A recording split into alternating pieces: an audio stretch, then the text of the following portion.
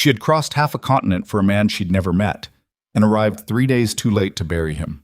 Eleanor Brooks stood on the frozen platform at Red Hollow, Montana, with $31 in her coat pocket, a single trunk at her feet, and nowhere on earth to go. The temperature was dropping. The last train back east had already left, and every face in that wind-scoured town looked straight through her like she wasn't there. She had come here to start a life. Instead, she was standing at the edge of one. If this story moves you, follow and drop your city in the comments. I want to see how far this tale travels. The telegram had not reached her in time. That was the fact Eleanor kept returning to during the 3 days following her arrival in Red Hollow, turning it over in her mind the way you press a bruise to make sure it still hurts. The telegram had been sent. The station master told her so himself, in that particular tone men use when they want to be accurate without being kind. Clipped, a little defensive, eyes somewhere past her shoulder. The message had been dispatched to her Philadelphia boarding house address 6 days before her departure. She had already left by then. The landlady, Mrs. Paulson, had probably tucked it under a stack of other mail and forgotten about it, the way she forgot most things that weren't directly tied to rent collection. So Eleanor had boarded the train in Philadelphia with a small leather trunk, a letter of introduction in her coat pocket, and a thin, careful optimism she'd spent months constructing. She had told herself she wasn't desperate. She had told herself she was practical, a practical woman making a practical arrangement.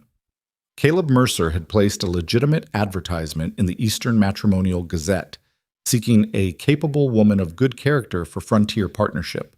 Eleanor had responded with a letter that was honest almost to a fault.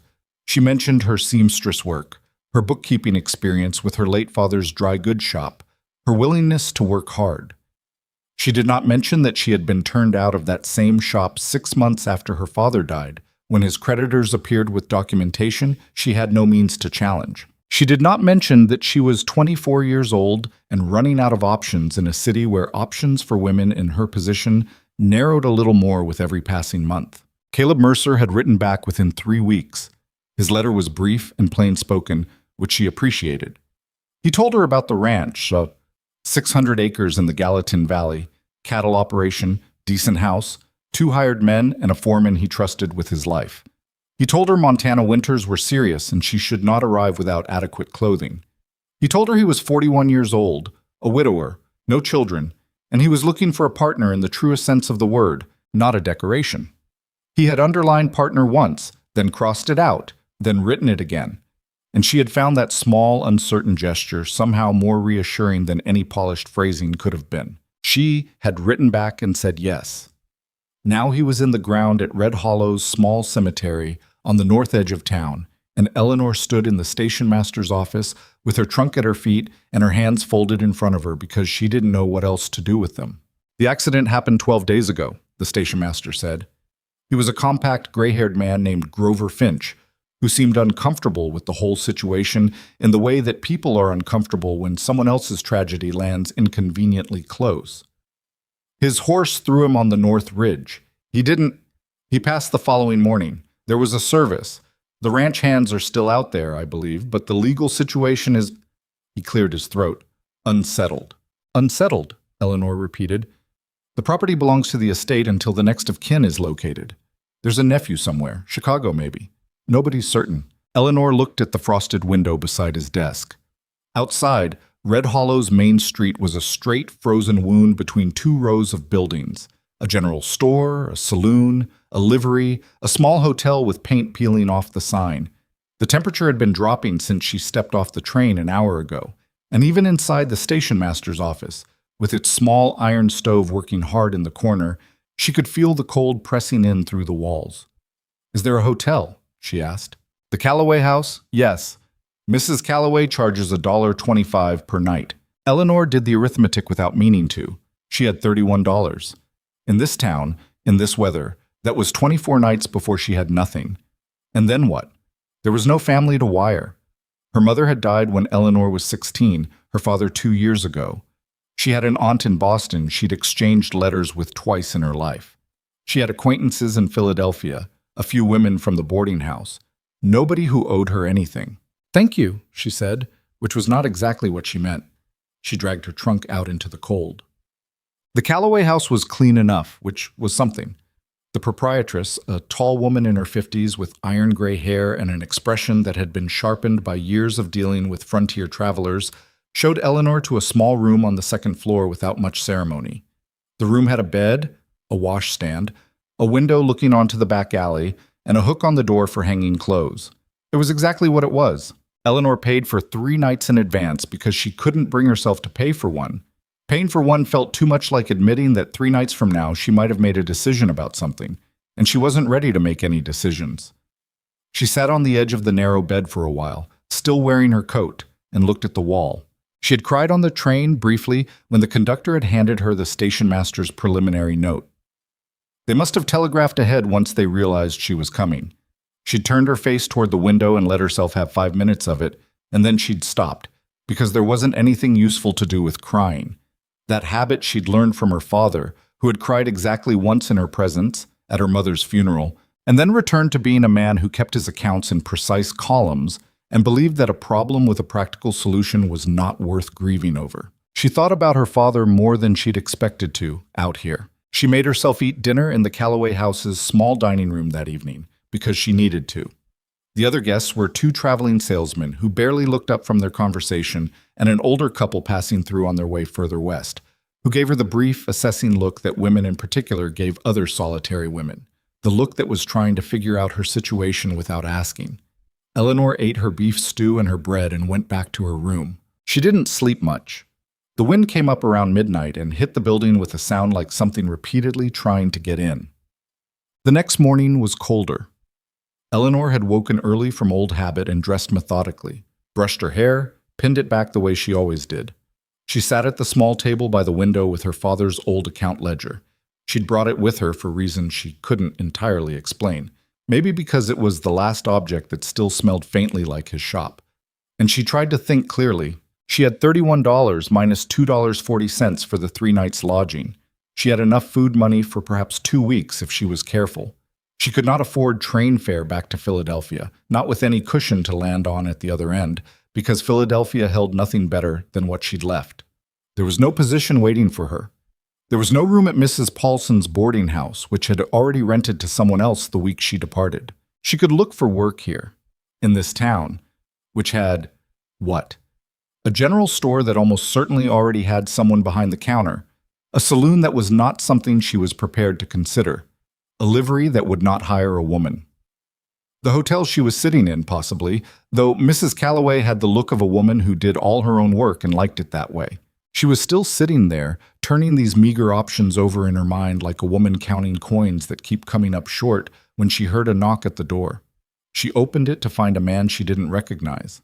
He was tall, taller than she'd expected somehow, though she couldn't have said what she'd expected, with dark hair pushed back roughly under a weather-beaten hat and a jaw that needed a shave. He was wearing a heavy coat that had seen a great deal of use, and he was holding his hat now, having apparently removed it in the last moment before she opened the door. His eyes were a steady, unremarkable gray, the kind of gray that could be either warm or cold depending on the light. Right now, in the dim hallway of the Calloway house, she couldn't tell which. "Miss Brooks?" he said. It wasn't a question. "Yes. My name's Luke Maddox. I was Caleb Mercer's foreman." He paused, and she saw something in his face that was not quite discomfort, but was related to it. The look of a man who has had to deliver difficult news enough times to have gotten past being rattled by it, but who has not gotten past caring about it. "I heard you'd arrived. I wanted to come, and I'm sorry for what happened. For all of it." Eleanor stood in the doorway and looked at him. "You were there when he died?" "I was there when they brought him in." A brief pause. "I couldn't get him to the doctor in time. The North Ridge it's a hard ride in good weather. In December, He stopped. "I'm sorry. I don't know that telling you the details helps anything." "It doesn't," she said, and then felt the bluntness of that land between them. "I mean, thank you for coming. I don't know why you came, but thank you." He looked at her steadily. "I came because I figured nobody else was going to." She didn't have an answer for that. She stepped back from the doorway slightly, which was not quite an invitation, but he seemed to understand the difference. "I'm not going to pretend I know what your situation is. Luke said, still standing in the hallway, hat in his hands. "But I've been thinking about it since I heard you'd gotten in. You came a long way on the strength of an arrangement that's gone. That's not your fault. And Red Hollow in January is not—" He glanced briefly toward the window at the end of the hall, where the frost had crept nearly to the center of the glass. "It's not a forgiving place to be without something solid under your feet." "Sie schwadestin kids." "No," Eleanor agreed, "it's not. The ranch is running," he said. "Or I'm trying to keep it running until whoever's got legal claim to it decides what they want to do. That could be weeks, could be months. I've got 2 ranch hands and a house that needs managing and no one to manage it." He met her eyes directly. "I'm not offering charity, I'm offering work. The job's real, the need's real, and I'll pay you from the ranch's operating account what a position like that's worth. Which isn't what a Philadelphia wage would be. But it's a roof and meals and something to stand on while you figure out what comes next." Eleanor was quiet for a moment. "You don't know anything about me," she said. "I know you answered an advertisement for a frontier ranch in Montana in December," Luke said, "which tells me either you're very brave or very desperate, and in my experience, most people are both at once when they do something like that." A brief, careful pause. "Caleb chose you. He wasn't a fool about people." That landed somewhere she hadn't expected it to. She looked down at her hands for a moment, then back up at him. "I'd need to know what the work entails. Managing the house, cooking or overseeing the cooking, keeping the accounts.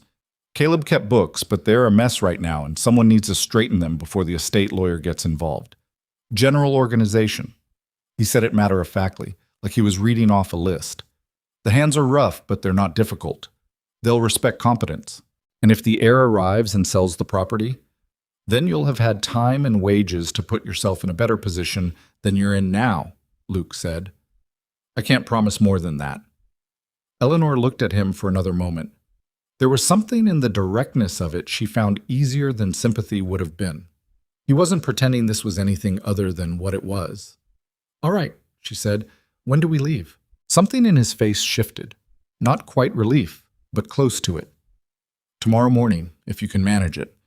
Weather's going to hold another day, maybe 2. After that, I wouldn't want to make the ride." "I can manage it," she said. "What?"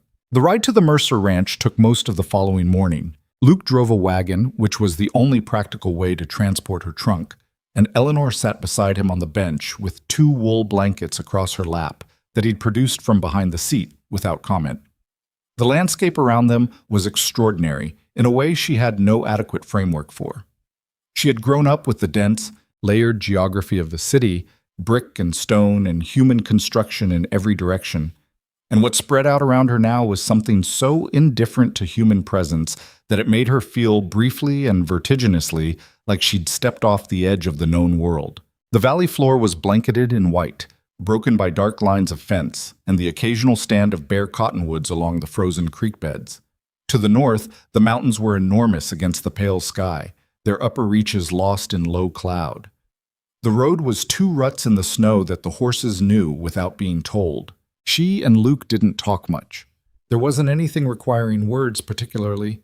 He'd asked once if she was warm enough and she'd said yes, which was mostly true, and after that they'd sat in a companionable silence that surprised her a little. She'd expected it to feel awkward, riding hours beside a stranger, but it didn't, quite. He drove with an easy efficiency that she found herself watching without meaning to, the way he handled the horses with economy of motion, the way he tracked the horizon periodically as though reading something in it. About 2 hours in, he said without preamble, he was a good man. It took her a moment to understand who he meant. "Caleb?" "Yeah." He kept his eyes on the road. He'd been running that ranch alone too long. He wasn't a man who talked much about what he needed. But he was fair and he worked harder than anyone he ever hired, and he was— a pause. "He was decent.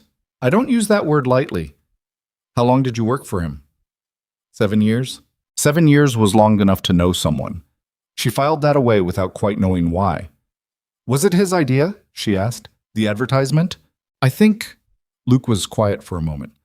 "I think he'd been thinking about it for a couple years, and then his neighbor Tom Reeves got married that way. Found a woman through the Gazette, worked out well enough. And I think seeing that made it feel like something a man could actually do and not be embarrassed by. A slight pause. He showed me the advertisement before he sent it, asked me if it sounded foolish.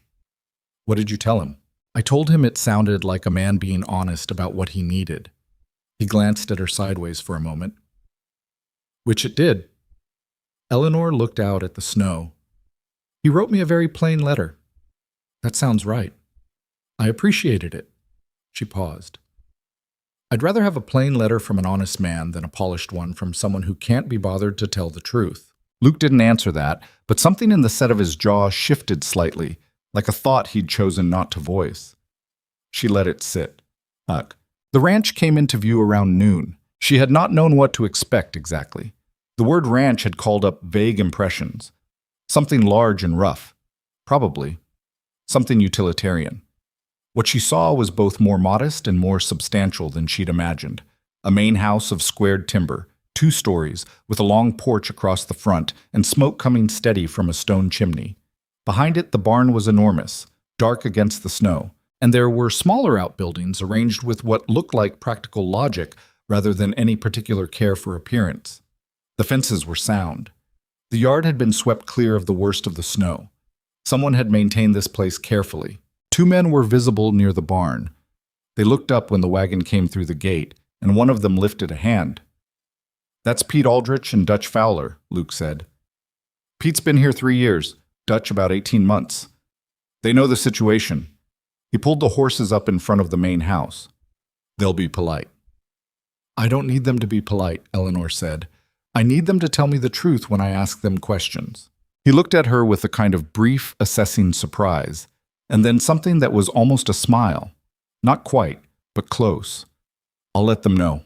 He helped her down from the wagon and carried her trunk up the porch steps himself, waving off her offer to take one end.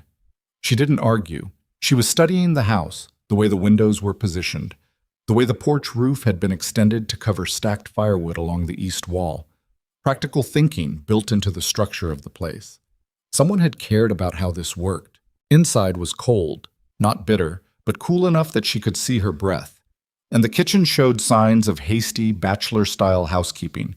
Functional but jumbled, a stack of dishes that had been washed and left to drain for what looked like several days, a table that had papers and tools occupying half its surface, dried herbs hanging from the ceiling in bunches that had gone past their useful point.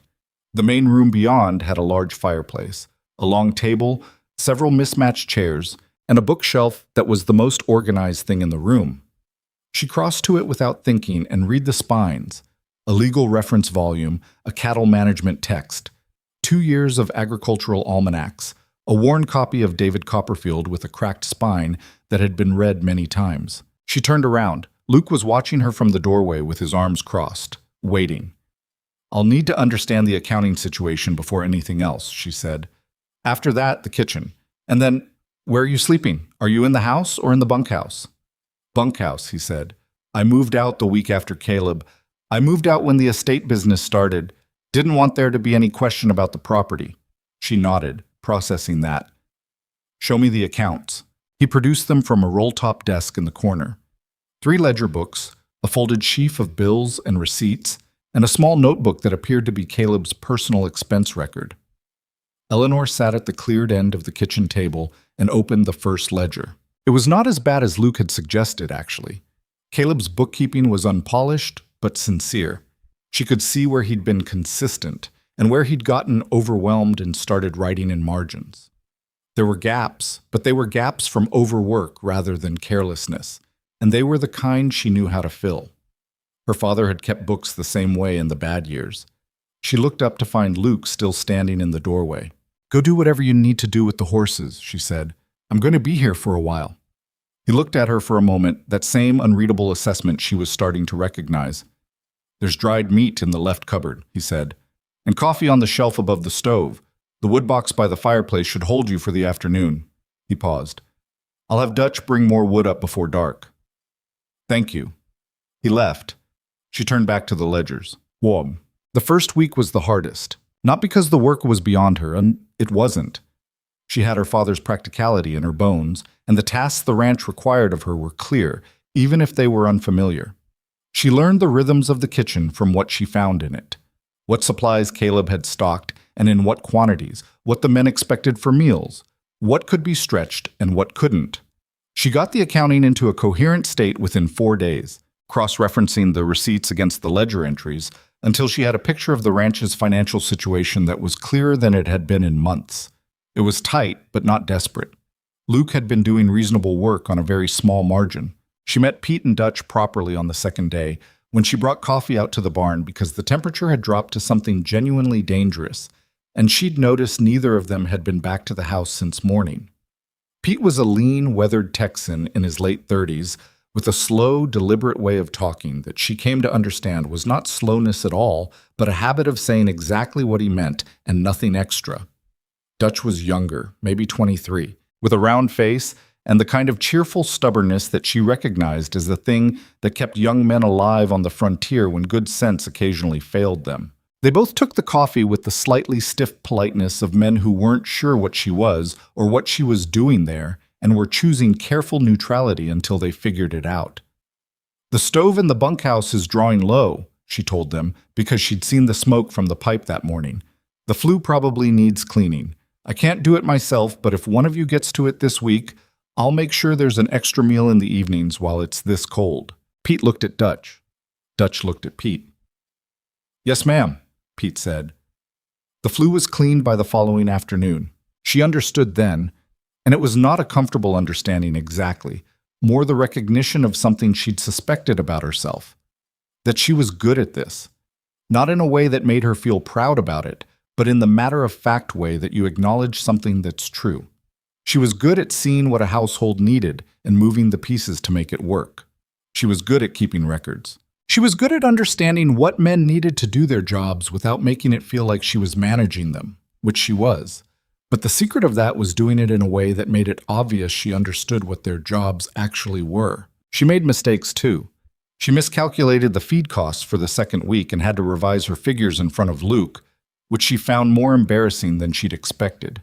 She burned a pot of stew the third evening because she hadn't understood that the range cooked hotter than the stove she was used to, and the smell permeated the kitchen for 2 days. She discovered on the 5th day that she'd been organizing a supply shelf incorrectly, putting the things Pete needed most at the back. And the way he'd mentioned it, carefully, not criticizing, just describing the problem, made her feel the particular sting of not having thought to ask first. "You should have told me," she said. "I figured you'd get to it," Pete said. "Tell me things," she said. "Please. I'm not going to be useful to anyone if I don't know what I don't know."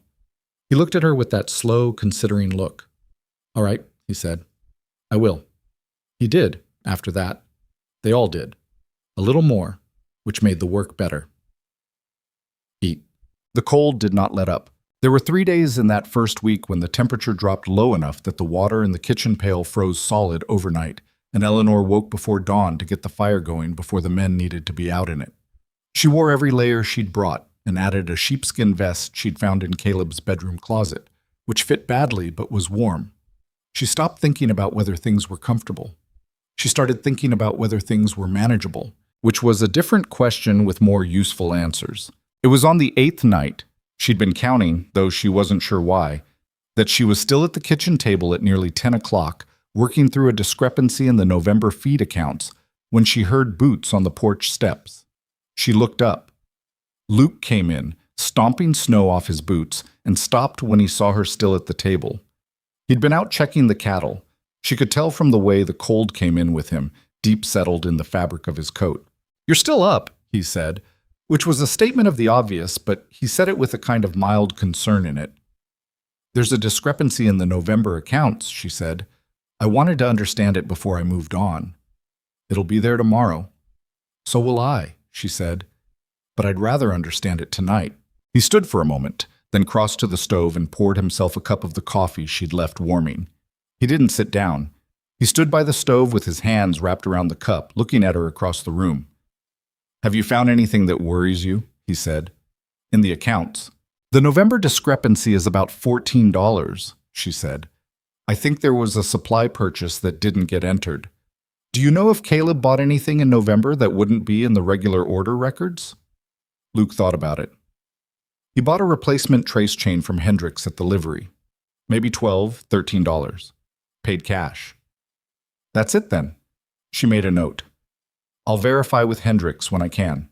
You're thorough, he said, and it wasn't flattery. It had the tone of a man noting a useful fact. My father taught me that the error you don't find costs twice as much as the one you do. Smart man. He was. She looked at the ledger for a moment, then back up. He lost the shop eventually anyway, but not to his own mistakes. There was a pause. She hadn't meant to say that exactly, and she wasn't sure why she had. I'm sorry, Luke said. It was 2 years ago. She closed the ledger. I'm going to bed.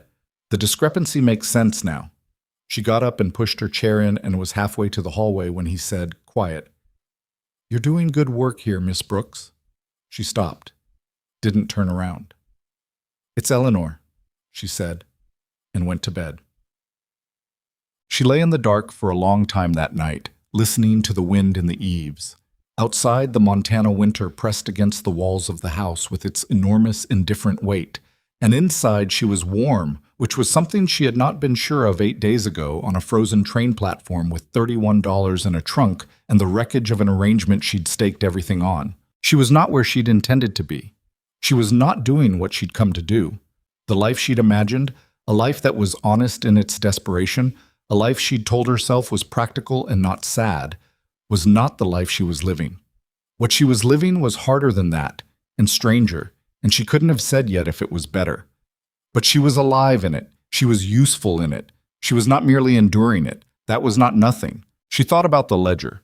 She thought about the $14 discrepancy that was a trace chain at Hendricks' livery, a detail that would have stayed wrong for months if no one had looked. She thought about Pete's slow nod when she'd asked him to tell her things.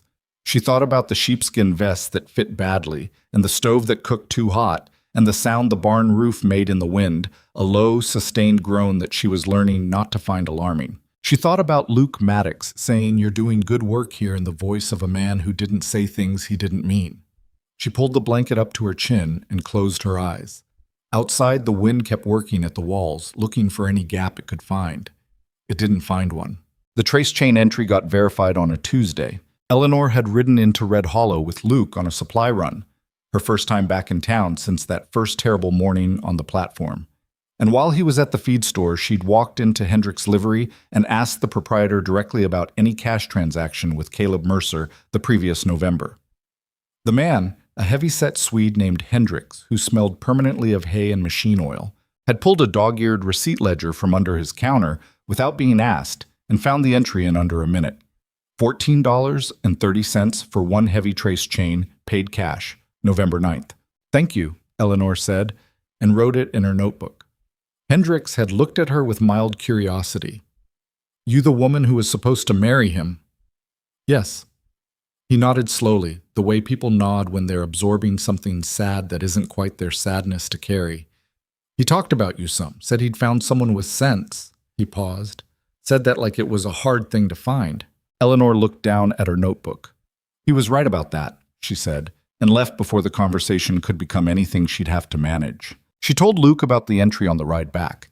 He nodded, kept his eyes on the road, and said he'd had a feeling it was the chain.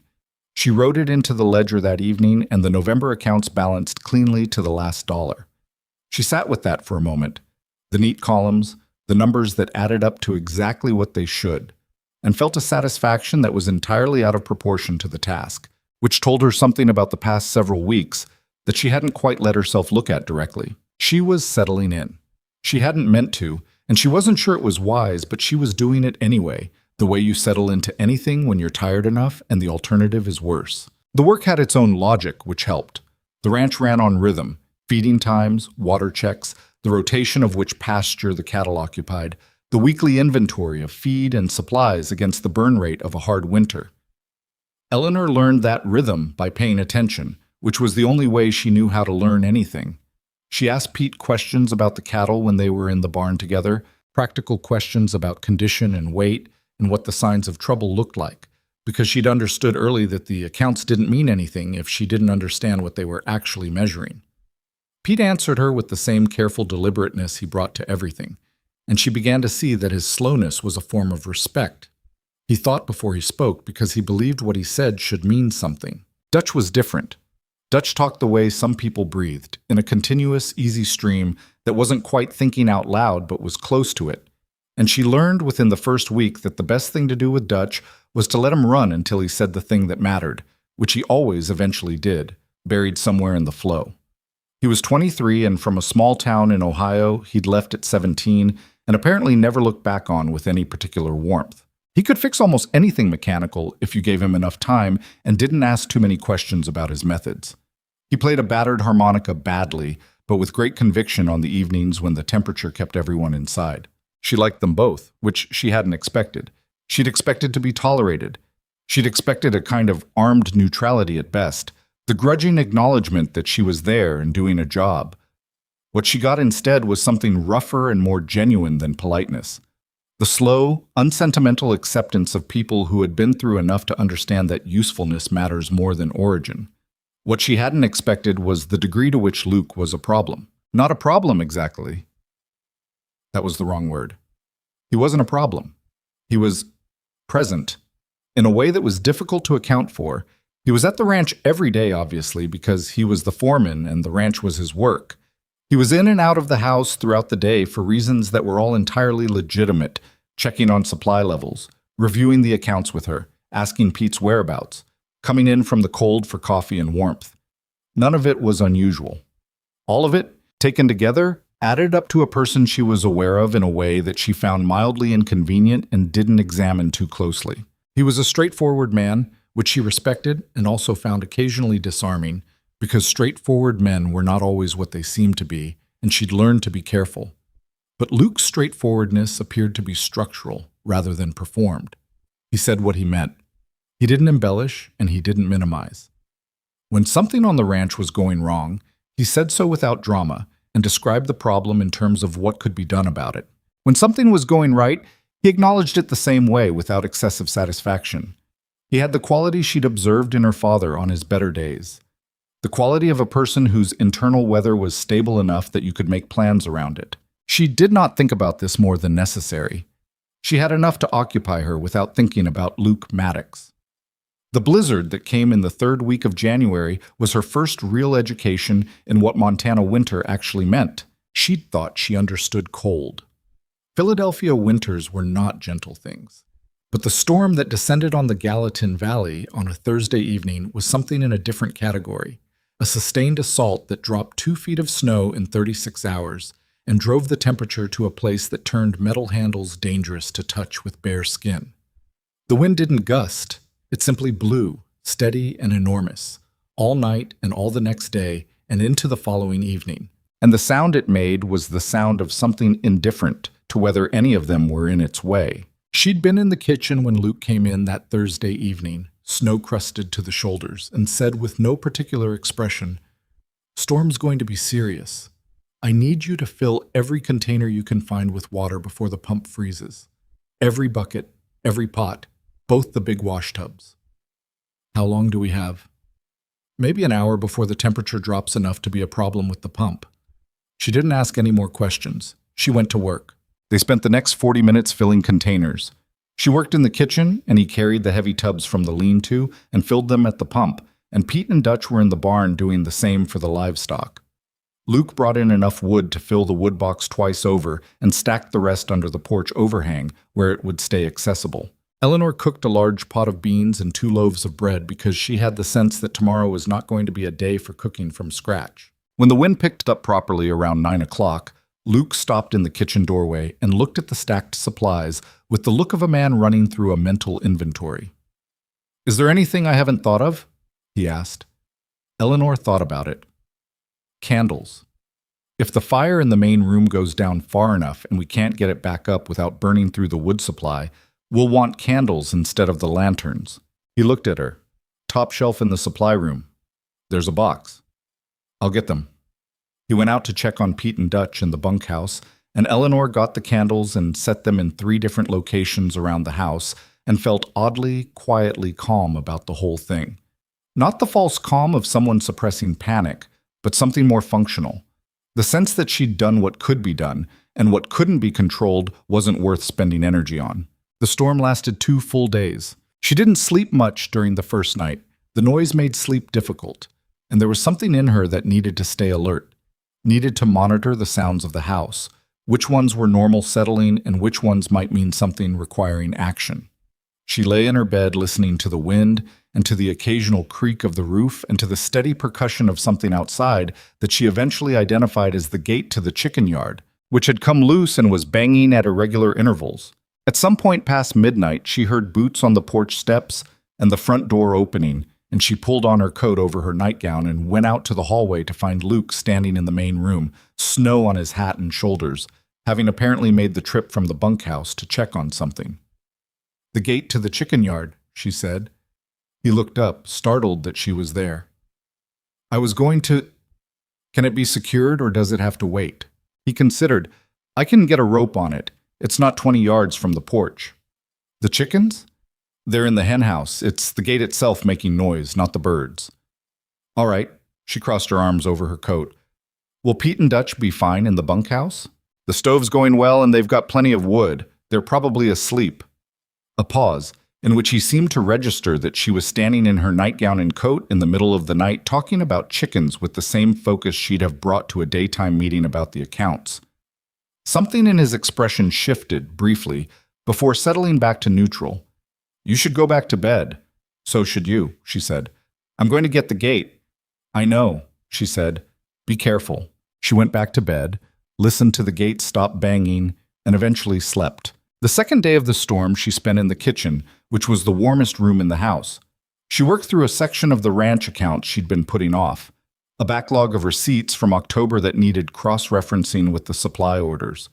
She made a pot of the beans, ate alone at the kitchen table, and read for an hour from a collection of essays she'd found on the bookshelf, chosen partly because it was there and partly because David Copperfield felt like too much investment for a blizzard. In the late afternoon, the wind dropped slightly. Not gone, but diminished, like something drawing breath. And Luke appeared at the kitchen door, ice in his beard, bringing cold air in with him like a coat he was wearing. "Worst of it's past," he said. "How are the cattle?" "Pete's been checking every 4 hours. We've lost none." He said this with a relief he didn't try to disguise. "We'll do a full count when it's clear enough to see the pasture properly." "I kept water warm," she said, gesturing toward the stove. "The stock water's been freezing in the buckets, even with the barn heat." He nodded. "I know. Dutch has been running warm water out every couple of hours." He poured coffee, sat down at the other end of the kitchen table, not beside her, but across, at the corner, and drank without saying anything for a moment. His hands, she noticed, had the reddened, roughened quality of hands that had been cold and wet for 2 days. "You should put something on your hands," she said. He looked at them like he'd forgotten they were there. "They're fine. There's lard in the left cupboard. My father used to get hands like that in winter. The lard helps." He didn't say anything for a moment. Then he got up, found the lard, and stood at the counter working a small amount into his hands with the slightly self-conscious air of a man doing something he normally wouldn't do in front of another person. Eleanor looked back at her accounts. "Thank you," he said. "It's lard." "For the water," he said. "Keeping it warm for the livestock. That was good thinking." She looked up. He was looking at her with that steady, direct regard that she still hadn't quite gotten used to. There was nothing in it except what was actually there. Acknowledgement, genuine, no calculation behind it. "I was here and the stove was going," she said.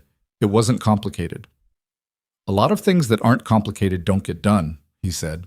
She didn't have an answer for that. She looked back at the accounts. He finished his coffee and went back out, and she sat in the kitchen for a while after he'd gone, not looking at the accounts, before she made herself focus and got back to work. The cattle count the following morning showed all present and accounted for. Pete did it twice to be sure and reported the number to Eleanor as much as to Luke, which was a small thing, but she noticed it.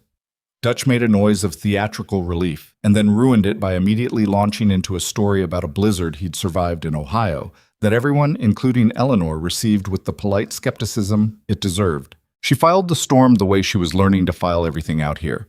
Not as a crisis that was over, but as information about what this place was and what it required. She updated her mental inventory of what needed to be prepared before the next one, because there would be a next one. That was the nature of the place. It didn't give you the luxury of thinking in exceptions.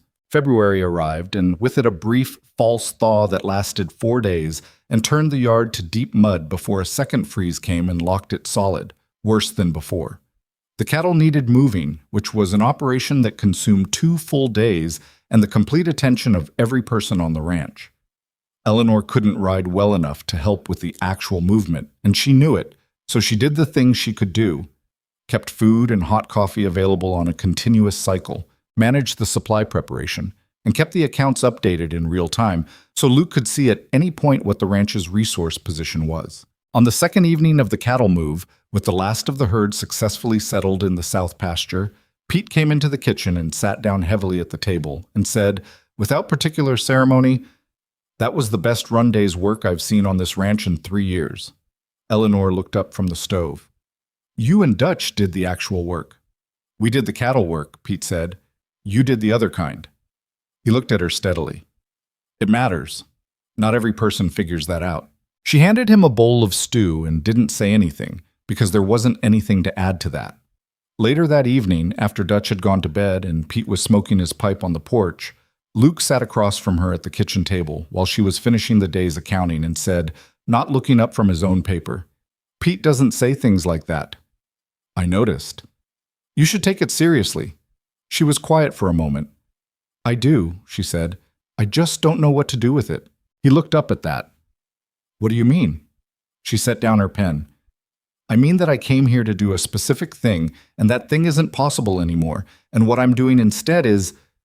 It's good work. I think it's useful, but I didn't plan it, and I don't know what it adds up to. When the heir comes..." She stopped. "When the heir comes," Luke said, "whatever he decides, you'll be in a different position than you were when you arrived. You'll have references, you'll have wages saved, you'll have..." "I know what I'll have," she said. "I know the practical part." A pause. "Then what's the other part?" She looked at him. He was watching her with that particular quality of attention he had. Not intrusive, not overly careful, just present. Like the question was a real one, and he actually wanted the answer. "I don't know yet," she said finally, which was true, and also not the whole truth, but it was the part she was prepared to say. He nodded, like that was a satisfactory answer, and went back to his paper. She went back to the accounts. Outside, February kept its grip on the Gallatin Valley, and the lamplight in the kitchen window was the only warm thing visible for a long way in every direction. The weeks that followed had a quality Eleanor hadn't experienced before, a kind of grinding daily intimacy that came not from closeness chosen, but closeness imposed. There was no privacy on a working ranch, not really. You knew who slept poorly by whether they were at the kitchen table before dawn. You knew when someone was carrying a worry by the rhythm of their movements through the day. She learned Luke's tells without intending to. The way he stood at the porch rail in the evenings when something was weighing on him, looking north toward the mountains with his hands in his coat pockets and his jaw set. The way he got quieter when the financial situation tightened, which it did in late February, when an unexpected cost for fence repair ate into the operating margin and left the month's balance thinner than she'd projected. She told him about the fence cost directly, the evening she'd worked it out, because she'd decided early that useful information delivered late was not particularly useful. "How thin?" he asked. She showed him the numbers. He looked at them for a long moment. "I can postpone the equipment order from Henderson's until the spring account settles," she said. "And there's $20 we could recover on the October supply overpayment. Caleb paid for a full cord of wood he only received 3/4 of. I haven't chased that yet, but it's recoverable." He looked at her. "You found that in the October records?" "Yes, I've been meaning to bring it up. Eleanor."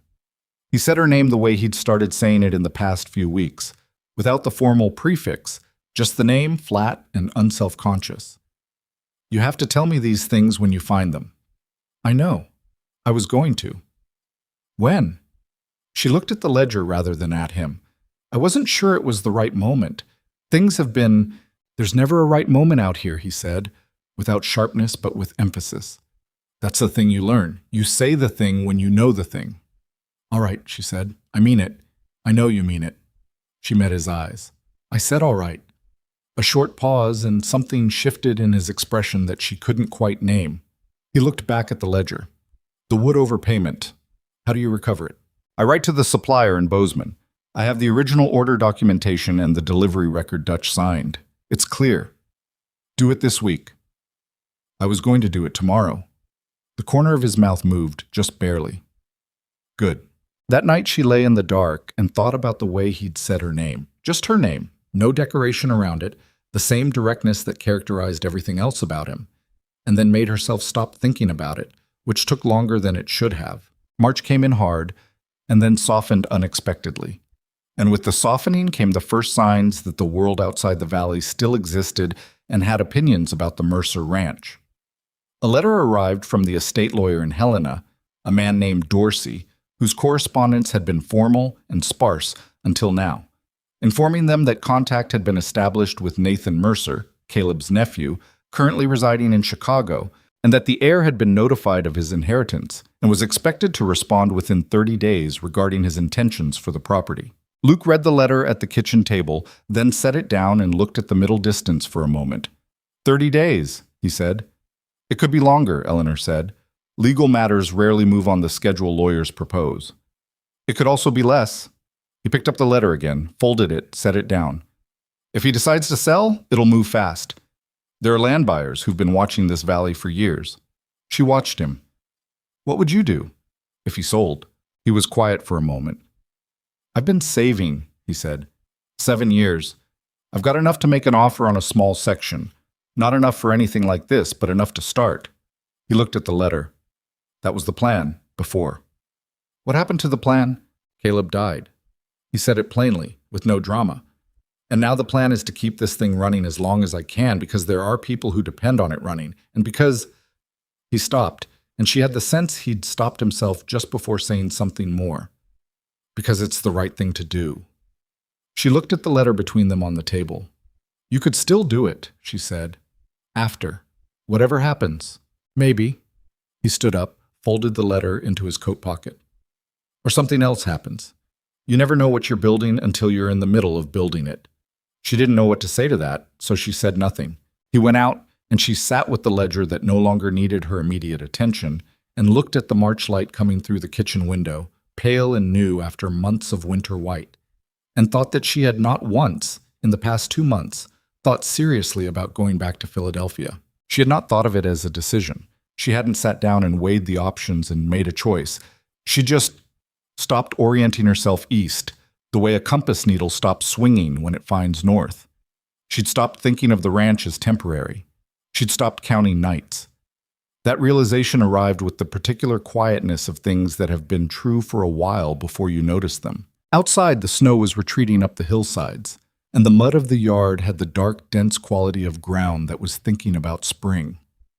The third week of March brought a situation that proved, in ways she hadn't anticipated, what 2 months of daily work actually meant. 3 of the cattle in the south pasture showed signs of illness on a Monday morning. Pete came in grim-faced and described the symptoms, and Luke's expression when he heard them was the one he got when something had gone wrong enough to require a recalculation of available options. The nearest veterinarian was 2 days' ride. The symptoms could mean several things, some manageable and some not. Luke rode out immediately to assess. Eleanor was left with the ranch accounts and the steady, low-grade alarm of not knowing what she was dealing with, which was a feeling she had not yet learned to manage as well as the practical problems. She went out to the pasture. She had no veterinary knowledge. She knew that. But she'd been keeping records of the herd for 2 months, their weights, their feed consumption, anything Pete had mentioned in passing, and she thought those records might tell them something. She stood at the fence of the south pasture with her notebook and compared what she was looking at to what she'd been writing down, and by the time Luke came back from his inspection, she had 3 months of data on the affected animals, including the fact that they'd all shown slightly reduced feed intake the previous week. She told him that. He looked at her for a moment. You tracked the individual intake? I tracked the herd averages and noted any animals Pete flagged as eating differently. These 3 were flagged on the 14th. She showed him the notebook. A week ago. He looked at the notebook with an expression she couldn't fully read. Not surprise exactly, more like a man adjusting something in his understanding. If we'd caught it a week ago. I didn't know it was significant at the time, she said. Pete mentioned it as routine variation. I just wrote it down. All right. He took the notebook from her, studied the entries. The feed intake drop plus what I'm seeing in the pasture. It's probably early-stage pneumonia. Not the worst kind, not yet. He handed the notebook back. There's a treatment. We can do it ourselves. We don't need to wait for a vet if we start today. They started that day. It took the better part of a week between the treatment and the monitoring and the isolation of the affected animals and the worry about the rest of the herd. Eleanor kept records of the treatment timing with the same precision she brought to the financial accounts, because Luke had said that the timing mattered with this treatment more than almost anything else. He didn't sleep much that week. She didn't sleep much either. She wasn't sure exactly when the worry about the cattle had become her worry and not something she was managing on behalf of someone else's concern, but somewhere in that week she stopped marking the distinction. All 3 animals recovered. It took 10 days from the first symptoms to the point where Pete declared them fit to return to the main herd, and when he said it, standing in the barn on a cool late March afternoon, Luke put his hand on Pete's shoulder and said something too quiet for Eleanor to hear, and Pete nodded once, and that was the entire ceremony of it. She was in the barn doorway when Luke came past on his way out, and he stopped when he saw her. "Good outcome," he said. "Yes, your records helped." He said it the way he said most things, directly, without excessive packaging. More than helped. If we hadn't known the feed intake history, we'd have lost a week at least figuring out the timeline. She was quiet for a moment. "I just wrote down what Pete told me." "Eleanor." He looked at her with an exasperation that was almost fond. "Stop doing that." She blinked. "Doing what?" "Explaining away the thing you did." He held her gaze for a moment, steady and unambiguous. "You did something useful. You can just say you did something useful." She felt the particular warmth of that land somewhere she wasn't prepared for. "I did something useful," she said. "There you go," he said, and walked out into the yard, and she stood in the barn doorway watching him go, and thinking that she was in considerably more trouble than she'd been prepared to acknowledge. The first evening of April, she sat on the porch after supper for the first time since arriving, because for the first time the temperature at dusk was not something that drove you inside. The sky above the valley had turned the deep, layered blue that came after a clear sunset, and the mountains to the north were dark shapes against the last light. The yard smelled like mud and wood smoke, and the particular clean smell of cold air giving way. She heard the door behind her, and Luke came out and stood at the porch rail, not beside her, but not far. They sat there in the early April evening without saying anything, which was something she'd stopped finding strange. Some silences, she'd learned, were companionable rather than empty, and this was one of them. Eventually, Dutch's harmonica started up from the bunkhouse.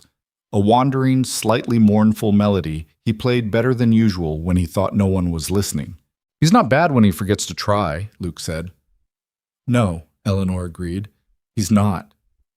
The harmonica continued, finding its way through something that might have been a recognizable tune or might have been pure invention. The Montana dark came down around the ranch, familiar now in a way she hadn't expected and hadn't planned for. She hadn't planned for any of this. She pulled her coat closer and stayed on the porch anyway. Nathan Mercer arrived on a Wednesday in the second week of April, which was not enough time for anyone to properly prepare. Lawyer Dorsey had written again in late March to say the heir had confirmed his intentions to travel and would arrive sometime in April, which was the kind of information that was technically specific and practically useless. Luke had read the letter, filed it in the desk, and said nothing beyond the obvious, that they should make sure the accounts were in order and the property was presentable. Eleanor had already been doing both of those things, but the letter gave the work a different quality. It was no longer just the discipline of daily operation. It was preparation for a verdict. She didn't say that to Luke. He knew it without being told. April in the Gallatin Valley was not the soft, incremental spring she'd imagined from Philadelphia. It came in fits. 3 warm days followed by a cold snap, mud that froze overnight and thawed by noon, pastures that looked almost green in certain lights, and then were covered by a thin, mean snow that melted before anyone could decide how to respond to it. The cattle were moving more, which was good. The fence on the east boundary needed work, which Pete tackled with Dutch's help through the first week of the month. Eleanor finished a full reconciliation of the winter accounts and produced a clean set of ledgers that showed the ranch's financial position clearly, month by month, without flattery or omission. She showed them to Luke on a Sunday evening. He sat with the ledgers for a long time, turning pages, not speaking. The kitchen was quiet except for the stove and the occasional sound of the horses in the barn, whose presence she'd stopped noticing as something separate from the house's own sounds. "This is good work," he said finally. "It's accurate work," she said. "Whether it's good depends on what he makes of it. He'll make what he makes of it." Luke closed the last ledger and stacked them carefully. "I can't control that." "No." He looked at the stack of ledgers for a moment. "If he decides to sell—" "Luke, I want to say it once, in case I don't say it after." She waited. "If he decides to sell and this is over—" He stopped, seemed to weigh something, then set it down without saying it. What came out instead was flatter, more contained. "I want you to know that what you've done here this winter has mattered, not just to the ranch, to me." He held her eyes for a moment. "That's all." She held his gaze for a moment and felt the particular, concentrated weight of what he was and wasn't saying. "I know," she said quietly, which was perhaps too much and perhaps too little, but it was what she could manage. He nodded once and picked up the ledgers to return them to the desk. Nathan Mercer arrived 4 days later, on a Wednesday afternoon, in a hired buggy from Red Hollow, driven by a man Eleanor didn't recognize. She saw the buggy coming up the road from the kitchen window and had approximately 30 seconds to compose herself before it pulled into the yard. She went to the door. He was younger than she'd expected. That was the first thing. She'd built a picture in her mind of someone middle-aged, someone with the look of a man who'd received news he didn't know what to do with, which was probably reasonable, given that receiving an unexpected inheritance in Montana when you lived in Chicago was that kind of news. What stepped down from the buggy was a man perhaps 30 years old, lean and dark-haired, in a good coat that was better suited to a Chicago street than a Montana ranch yard. He had Caleb's coloring, she thought, the same dark eyes, though his face was thinner and more angular, with none of Caleb's weathered quality. He looked at the house, then at the yard, then at her in the doorway, and for a moment he just stood there as if taking a reading of something. Luke came around the side of the barn. He'd seen the buggy from the east pasture, apparently, and had come at a pace that was fast without quite being a run. He crossed the yard and extended his hand to Nathan Mercer and said, "Mr. Mercer, Luke Maddox, I was your uncle's foreman." Nathan shook the hand. "Mr. Maddox." His voice was measured, educated, careful. "Thank you for maintaining the property." "That's Eleanor Brooks," Luke said, with a slight tilt of his head toward the porch. "She's been managing the house and the accounts since January." Nathan looked at her again. There was something assessing in it, not unfriendly, but thorough. "Miss Brooks," he said. "Mr. Mercer." She stepped back from the doorway. "Come inside. There's coffee." He came inside. The next 2 hours were the most carefully managed Eleanor had spent since arriving in Montana. Nathan Mercer was not a difficult man. He was, she judged, an intelligent one, which was more demanding in certain ways and more useful in others. He asked precise questions. He listened to the answers completely before responding. He had brought his own copy of the estate documents and cross-referenced several things Luke told him against them, not accusingly but methodically, which told her he was serious about understanding what he'd inherited rather than just processing it from a distance. Luke walked him through the physical property after coffee. The barn, the pastures, the cattle, the outbuildings. Eleanor stayed in the kitchen. That was the right call, she thought. She'd have time to discuss the accounts, but the land conversation was between Luke and Nathan, and intruding on it would be wrong. She could hear them from the kitchen window at intervals, Luke's voice explaining something, Nathan asking something back. She couldn't hear the words. She could hear the tone, which remained steady and without obvious friction. She made supper. It was a better supper than usual, which was not calculation, or not entirely. She'd been planning something reasonable for the week, and she adjusted it upward because a man arriving after a long journey needed to eat well, and that was simply what you did. Beef, roasted parsnips from the root cellar, bread she'd put on that morning, a dried apple preserve she'd been saving without quite knowing what for. Nathan Mercer sat at the kitchen table and ate with the attentiveness of a man who'd been traveling and hadn't had a decent meal in days. Pete and Dutch ate in the bunkhouse, as they usually did when there was something formal happening in the house. "This is very good," Nathan said about the meal, without excessive ceremony. He said it to Eleanor specifically, looking at her. Thank you, she said. My uncle's letters mentioned the ranch was in capable hands. He glanced at Luke. He wrote about you, Maddox, said you were the best judge of cattle he'd ever worked with. Something moved across Luke's face briefly. He was generous with that. He wasn't a generous man with compliments from what I knew of him. Nathan looked down at his plate for a moment. I didn't know him well. We were never close. That's a fact I'm not particularly proud of, given the circumstances. There was a quiet around the table that no one tried to fill. He was a good man, Luke said. The same words he'd said to Eleanor on the wagon ride, months ago, in the same tone. Like it was just a fact, not a tribute. Nathan looked at him for a moment. I believe you. He picked up his fork. I want to see the accounts tomorrow, if Miss Brooks is available. I'll make myself available, Eleanor said. He nodded. Then we'll start at 8. She was up at 6, as usual, and had the ledgers arranged on the kitchen table by 7:30. She had also written a one-page summary of the ranch's financial position, current assets, current liabilities, the monthly operating margin over the winter, the capital requirements for the spring season, and the projected income from the summer cattle sale. She put it on top of the ledger stack because she thought a man from Chicago who dealt in numbers would appreciate having the summary before the detail. He arrived at exactly 8, poured his own coffee from the stove without asking where anything was. He'd been watching carefully the previous evening, she realized, and sat down across from her. He looked at the summary page first, read it completely, turned it over, then reached for the first ledger. They worked for 3 hours.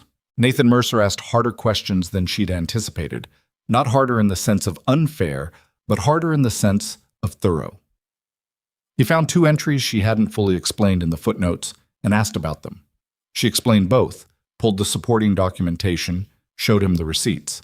He found the period in November where the accounting had been Caleb's and compared it to her months, which she'd been half expecting, and there was a moment of silence while he looked at the contrast. When did you start? He asked. The second week of January. I got the November accounts sorted within the first week. There was a missing entry for a trace chain purchase I confirmed with the livery in town. This is substantially cleaner than what my uncle was keeping. He was keeping it honestly, she said. He just didn't have someone whose only job it was to keep it. He was doing 10 things at once. Nathan looked at her over the ledger. Are you defending his bookkeeping? I'm explaining it, she said. There's a difference. A pause. Then something shifted in his expression. Not quite a smile, but a willingness to one. Fair enough? He turned another page. By the time they finished, she had the sense that Nathan Mercer understood the ranch's financial situation more completely than almost anyone except herself and Luke. He was quiet for a while after, looking at the summary page again. The spring cattle sale, he said, if it goes well. If it goes at the price Luke is projecting, which he has good basis for based on the last 3 years' market data, yes. The ranch breaks even on the year and builds about $800 in reserve. And if it doesn't? Then you have a decision to make about the operating loan and the equipment order. She said it plainly. I can show you 3 scenarios. He looked at her. You prepared 3 scenarios? I thought you'd want them. He was quiet for a moment. I did. He sat back in his chair and looked at the ceiling briefly, then back at her. You came here to marry my uncle. It was not a question, but it required an answer. Yes. And when he died, Maddox offered you work. Yes. And you've been here since January doing, he gestured at the ledgers. This. And the housekeeping, and whatever else needed doing. He studied her in that thorough, methodical way. Miss Brooks, what do you want to do with your life? The question was so direct and so unexpected that she didn't have her answer ready, which was itself revealing, she thought. I want to do useful work, she said, and to not be at the mercy of other people's decisions about my future. Nathan Mercer nodded slowly. That seems reasonable, he said. He asked to speak with Luke alone that afternoon. Eleanor was in the supply room doing inventory when they were in the main room, and she could hear the low register of 2 voices without making out the words, which was perhaps worse than hearing them clearly because it left her imagination too much room.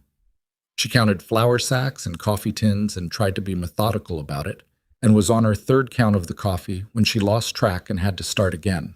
She was on her way back to the kitchen when Pete appeared at the supply room door.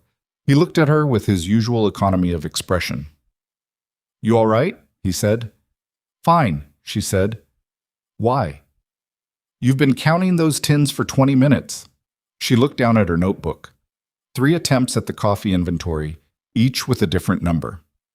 "I'm a little distracted," she admitted. Pete leaned against the doorframe. "I've been through 3 foreman changes on 3 different ranches," he said. "Every one of them thought the new owner would be the end of it." He paused. "Wasn't always wrong." "That's not particularly reassuring, Pete." "Wasn't trying to reassure you," he said.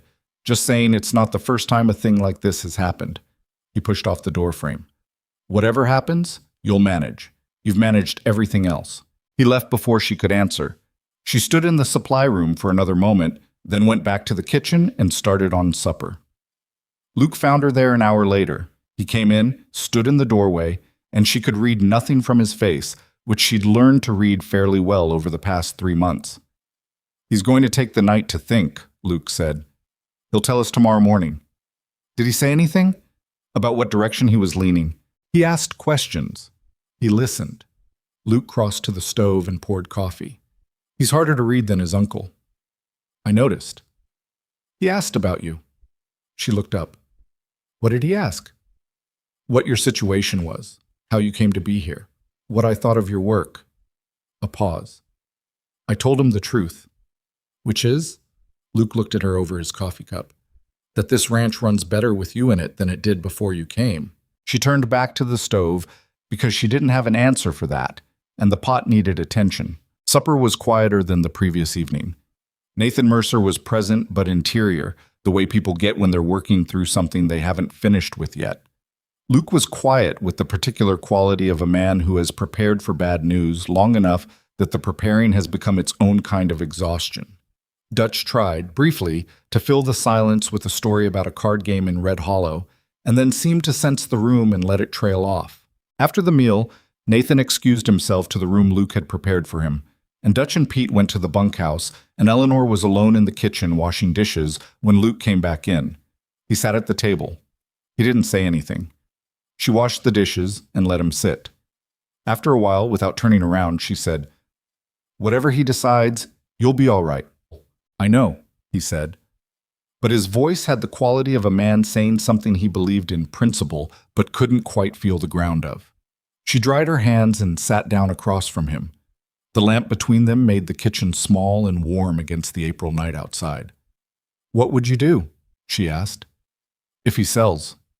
Honestly." He looked at the lamp for a moment. "I've got enough saved for a small piece of land. Not much. Enough to start something modest." He paused. "I could do it. It's just not what I planned when I was planning it." He looked at her. "Plans change." "They do," she said. "What about you?" Honestly, she thought about it. About Philadelphia. About the boarding house and the diminishing options and the careful, terrified practicality that had driven her to answer an advertisement in a gazette. About what she'd told Nathan Mercer that morning. Useful work, not at the mercy of other people's decisions. "I don't want to go back east," she said. The first time she'd said it directly, out loud, to another person. It landed with more weight than she'd expected. Luke looked at her steadily. No. She met his eyes. "I want to stay. Somewhere. Here. If that's possible, somewhere like this. If it isn't." Something moved through his expression that she couldn't name. Not relief, not exactly, but something that had relief in its neighborhood. "Eleanor," he started. "Not tonight," she said quietly. "Whatever you're going to say, save it. Until we know." He held her gaze for a moment, then he nodded. "All right," he said. He said goodnight and went out, and she sat alone in the kitchen for a long time, not thinking about the accounts or the supply inventory or any of the practical things that usually occupied her, just listening to the April night and the sound of her own breathing. The morning was clear and cold, in the way April mornings could still be cold without being winter anymore.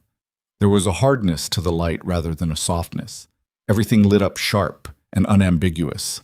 Nathan Mercer came downstairs at 7:30. Eleanor had breakfast ready.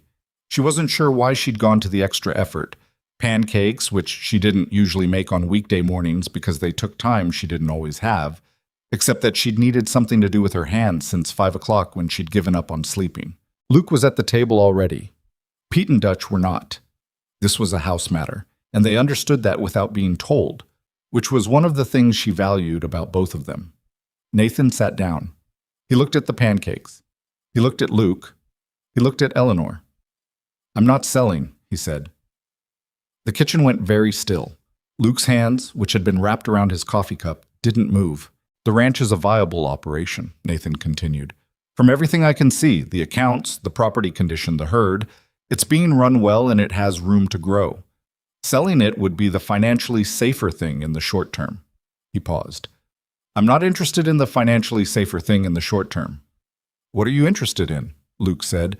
His voice was careful, like a man who hasn't quite let himself believe something yet. "I want to talk to you about a proposition," Nathan said.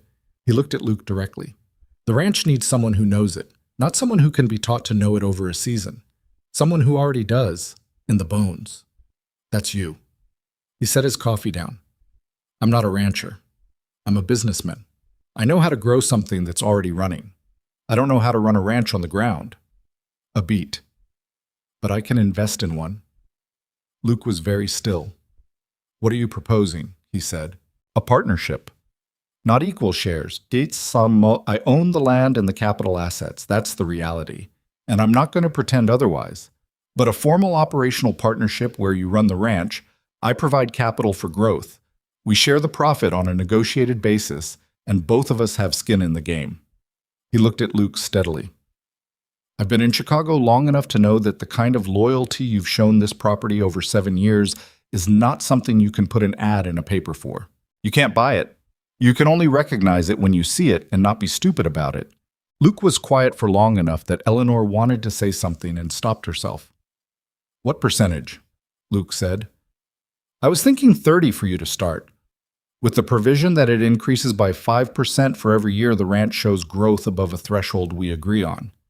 Nathan paused. "I'm open to discussing the numbers.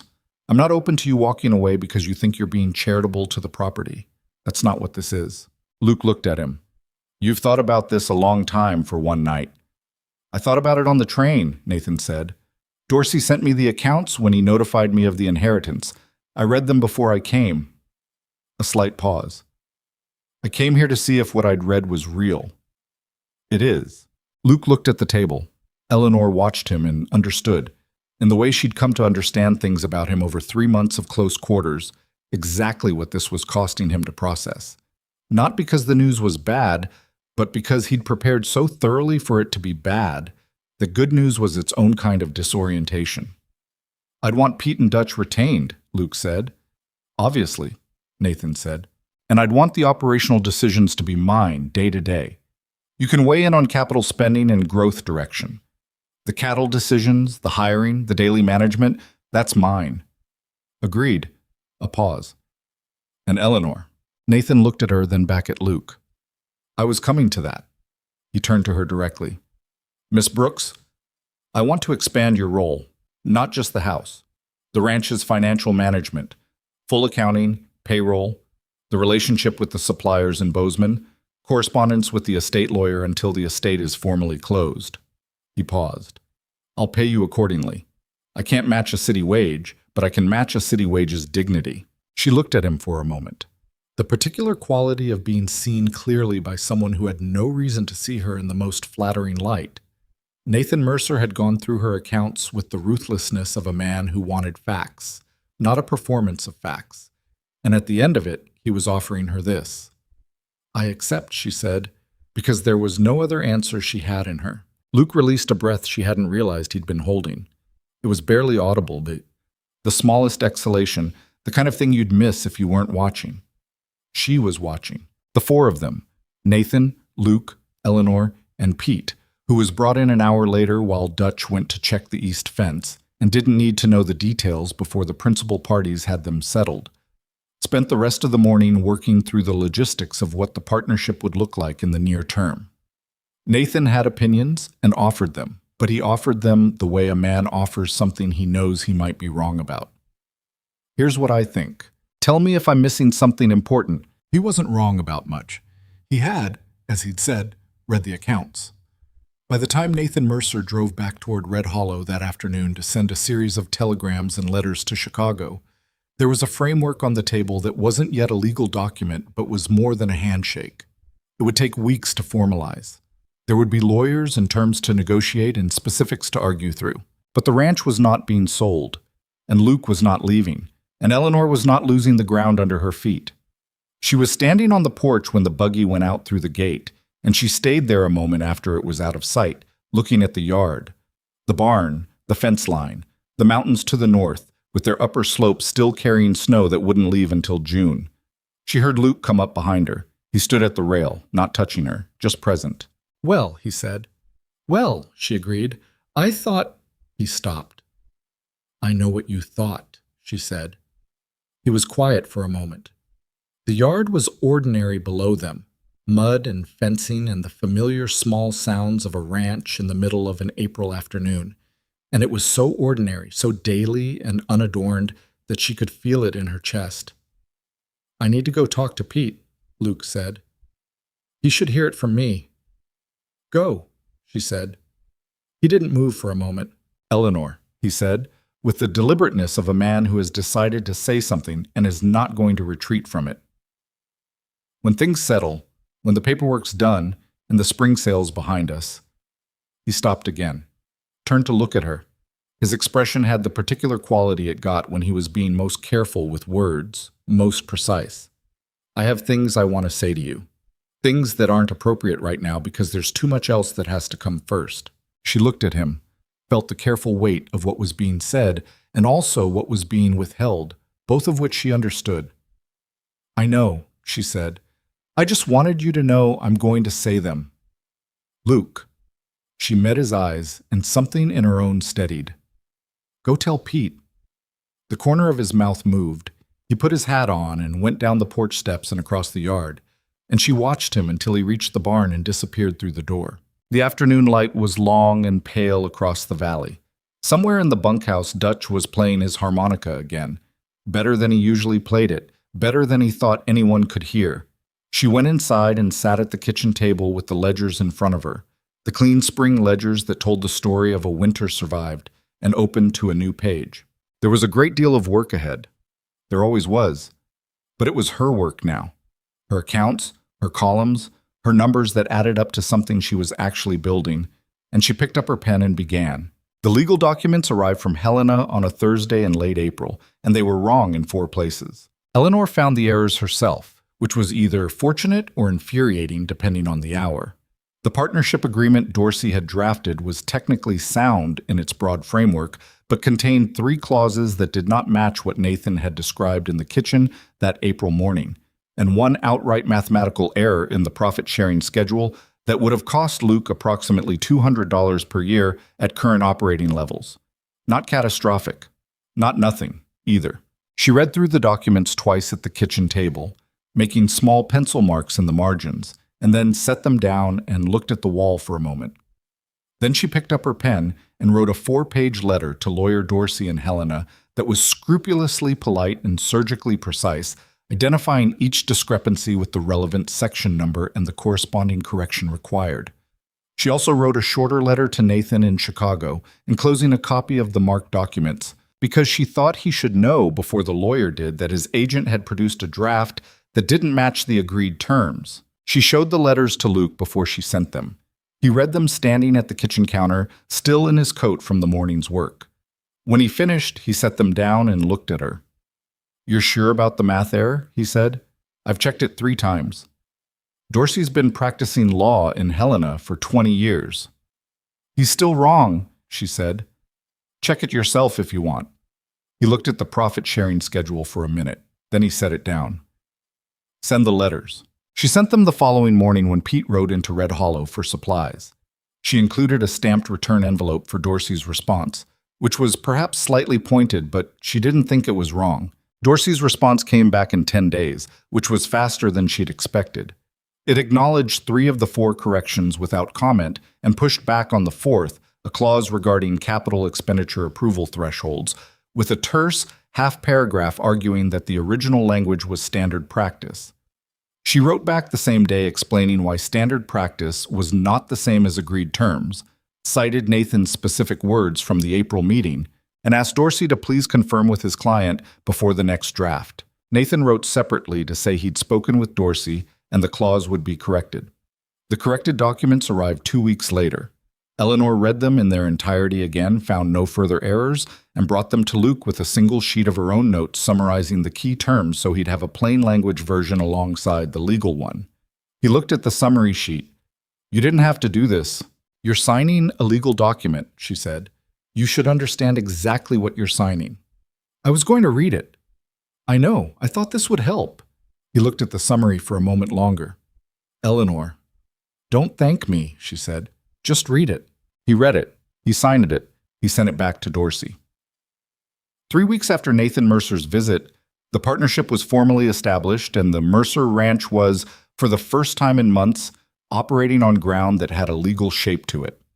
What followed was the spring sale, which was the thing the entire winter had been, in some fundamental sense, working toward. The cattle would go to market in late May, 112 head, which was the number Luke had spent the winter maintaining and the spring building toward. The buyer was a consortium out of Billings that had purchased from Caleb the previous 2 years, and the price negotiation was Luke's domain in a way that the accounting was Eleanor's. She knew enough now to understand the numbers he was working with and to keep the record straight, but the actual assessment of the cattle's condition, the calculation of what the market would bear, the judgment call about when to sell and to whom, that was years of experience she didn't have and didn't pretend to. She did, however, prepare the supporting documentation that Luke brought to the negotiation.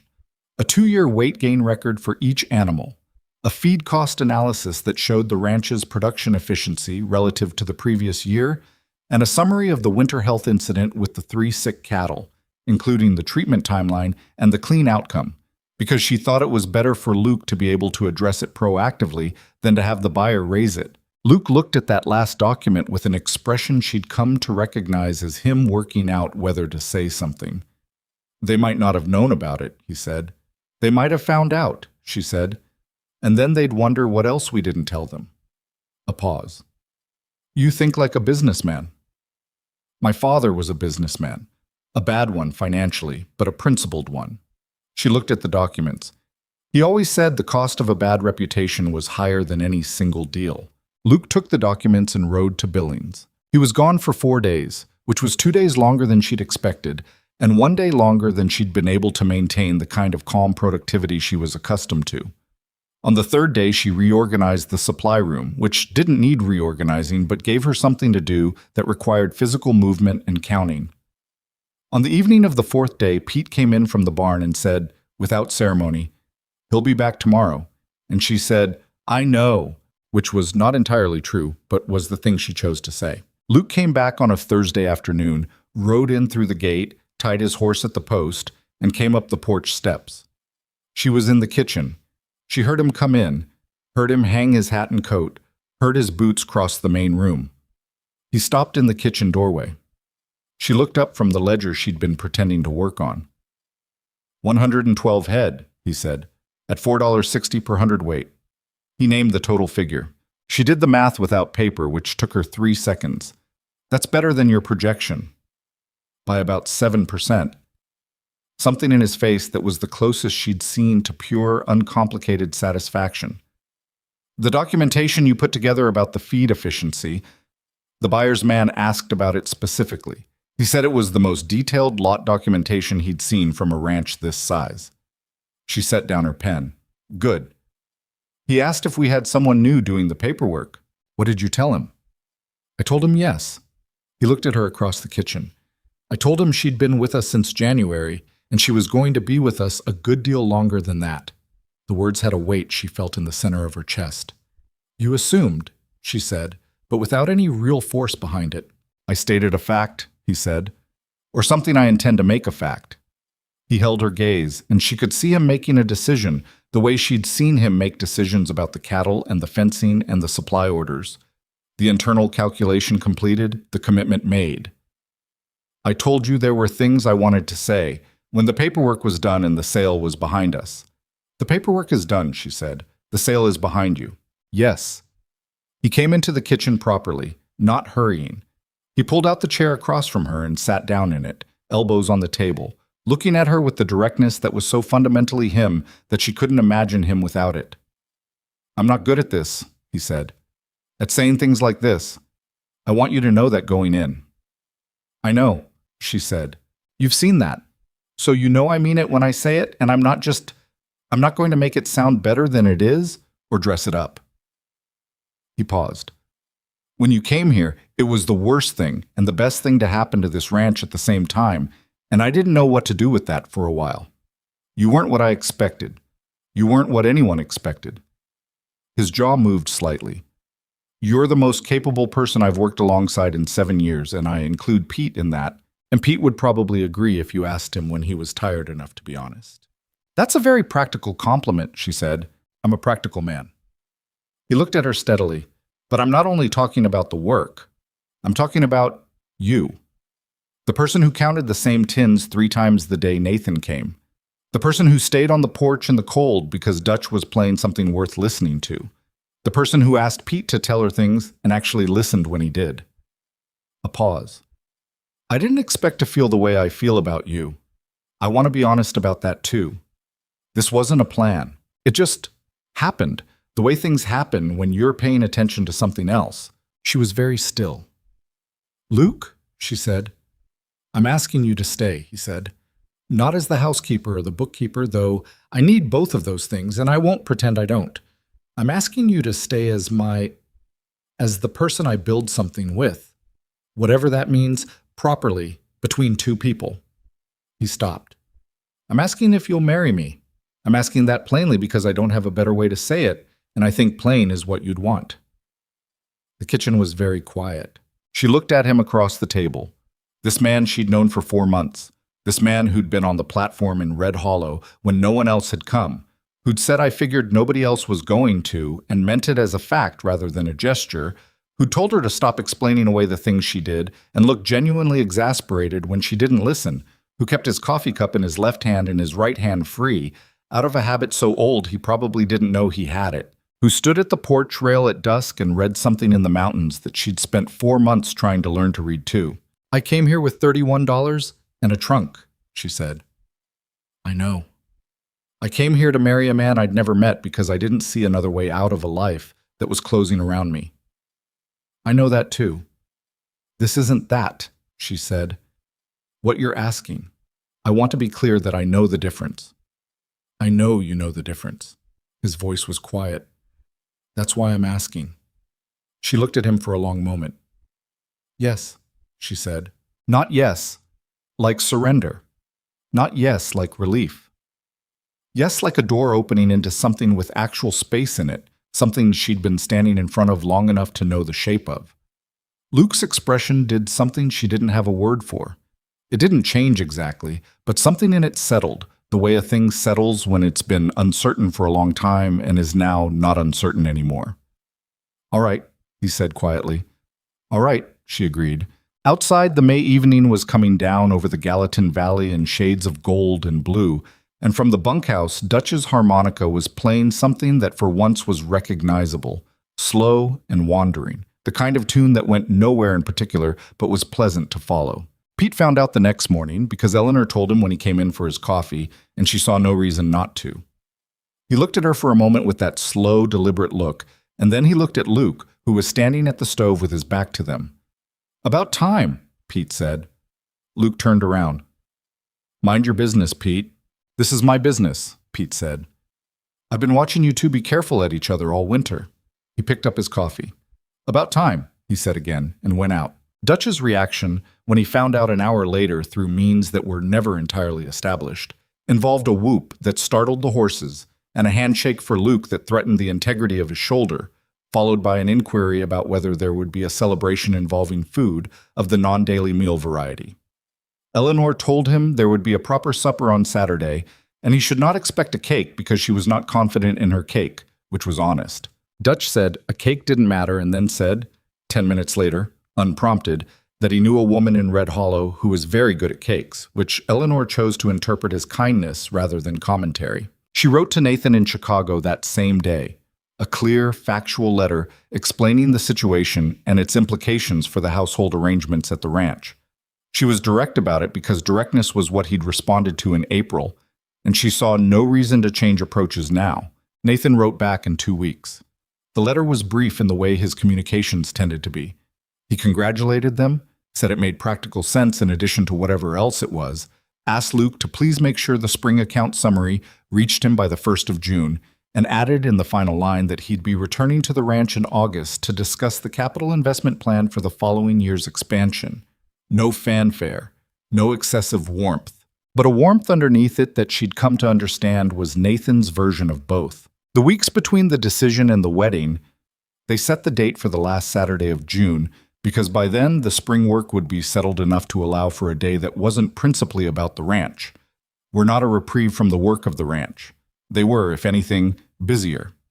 Nathan's investment plan had begun arriving in installments by mail. Proposals for expanding the herd, a discussion of a new section of fencing along the north boundary that would open additional grazing land, a question about whether the barn could support an expanded hay storage operation. Eleanor found herself acting as the communication point between Nathan's business instincts and Luke's operational knowledge, translating each to the other across 500 miles of telegraph wire and paper correspondence. She didn't find it difficult exactly. She found it demanding in the way that things are demanding when they require you to hold two different perspectives in your mind simultaneously and move between them without losing either. Nathan thought in capital and return. Luke thought in land and animals and weather and the long, slow logic of a thing that had to survive seasons, not quarters. Neither was wrong. They just needed someone in the middle who could speak both languages. One evening in early June, Luke came in from the north pasture where he'd been assessing the fence line Nathan had proposed extending, and he sat at the kitchen table while Eleanor finished writing up the day's correspondence, and he said, "Nathan's expansion plan adds about 30% to the operating workload if we do it the way he's proposing." "I know," she said. "I've been running the numbers. We'd need another hand, maybe two. I've included that in the revised budget I'm sending him. The additional labor cost against the projected revenue increase." She looked up. "It still pencils out, but the margin in the first year is tighter than Nathan's original projection assumed." Luke nodded slowly. "He's going to push back on the hire." "Probably. I've drafted a response to that." She slid a page across the table. "If you think the operational argument is sound." He read it. It made the case that understaffing a growing operation cost more in animal losses and infrastructure neglect than the wages of a competent additional hand. It cited two specific winters on the ranch where the workload had exceeded the available capacity, with the cost implications in each case. Luke had given her those details over weeks of conversation, not knowing she was keeping them for exactly this kind of argument. "Where did you get these figures?" he said. "From you," she said. "You mentioned the winter of 76 once, and the fence failure in 75. He looked at the page, then at her. "You kept notes on things I said in passing?" "I keep notes on things that might matter later," she said. "It's a habit." He was quiet for a moment. "You know what Nathan's going to say when he reads this?" "Yes," she said. "He's going to say we're right." The corner of his mouth moved. "He is," he agreed. Nathan's response came back saying they were right and approving the hire, with a note that the first-year margin was acceptable given the long-term trajectory.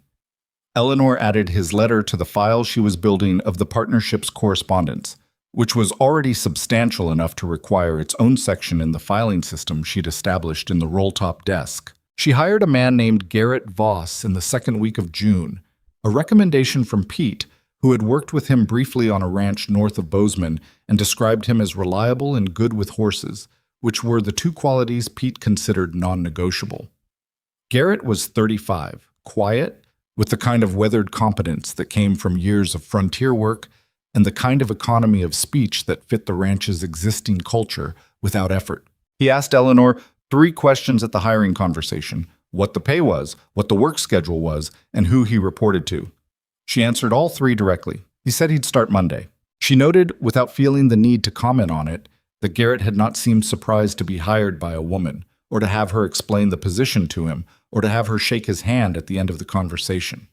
She didn't know if that was character or frontier pragmatism or simply a man who was too tired for theatrics. She decided it didn't matter. He started Monday. He was competent. That was sufficient.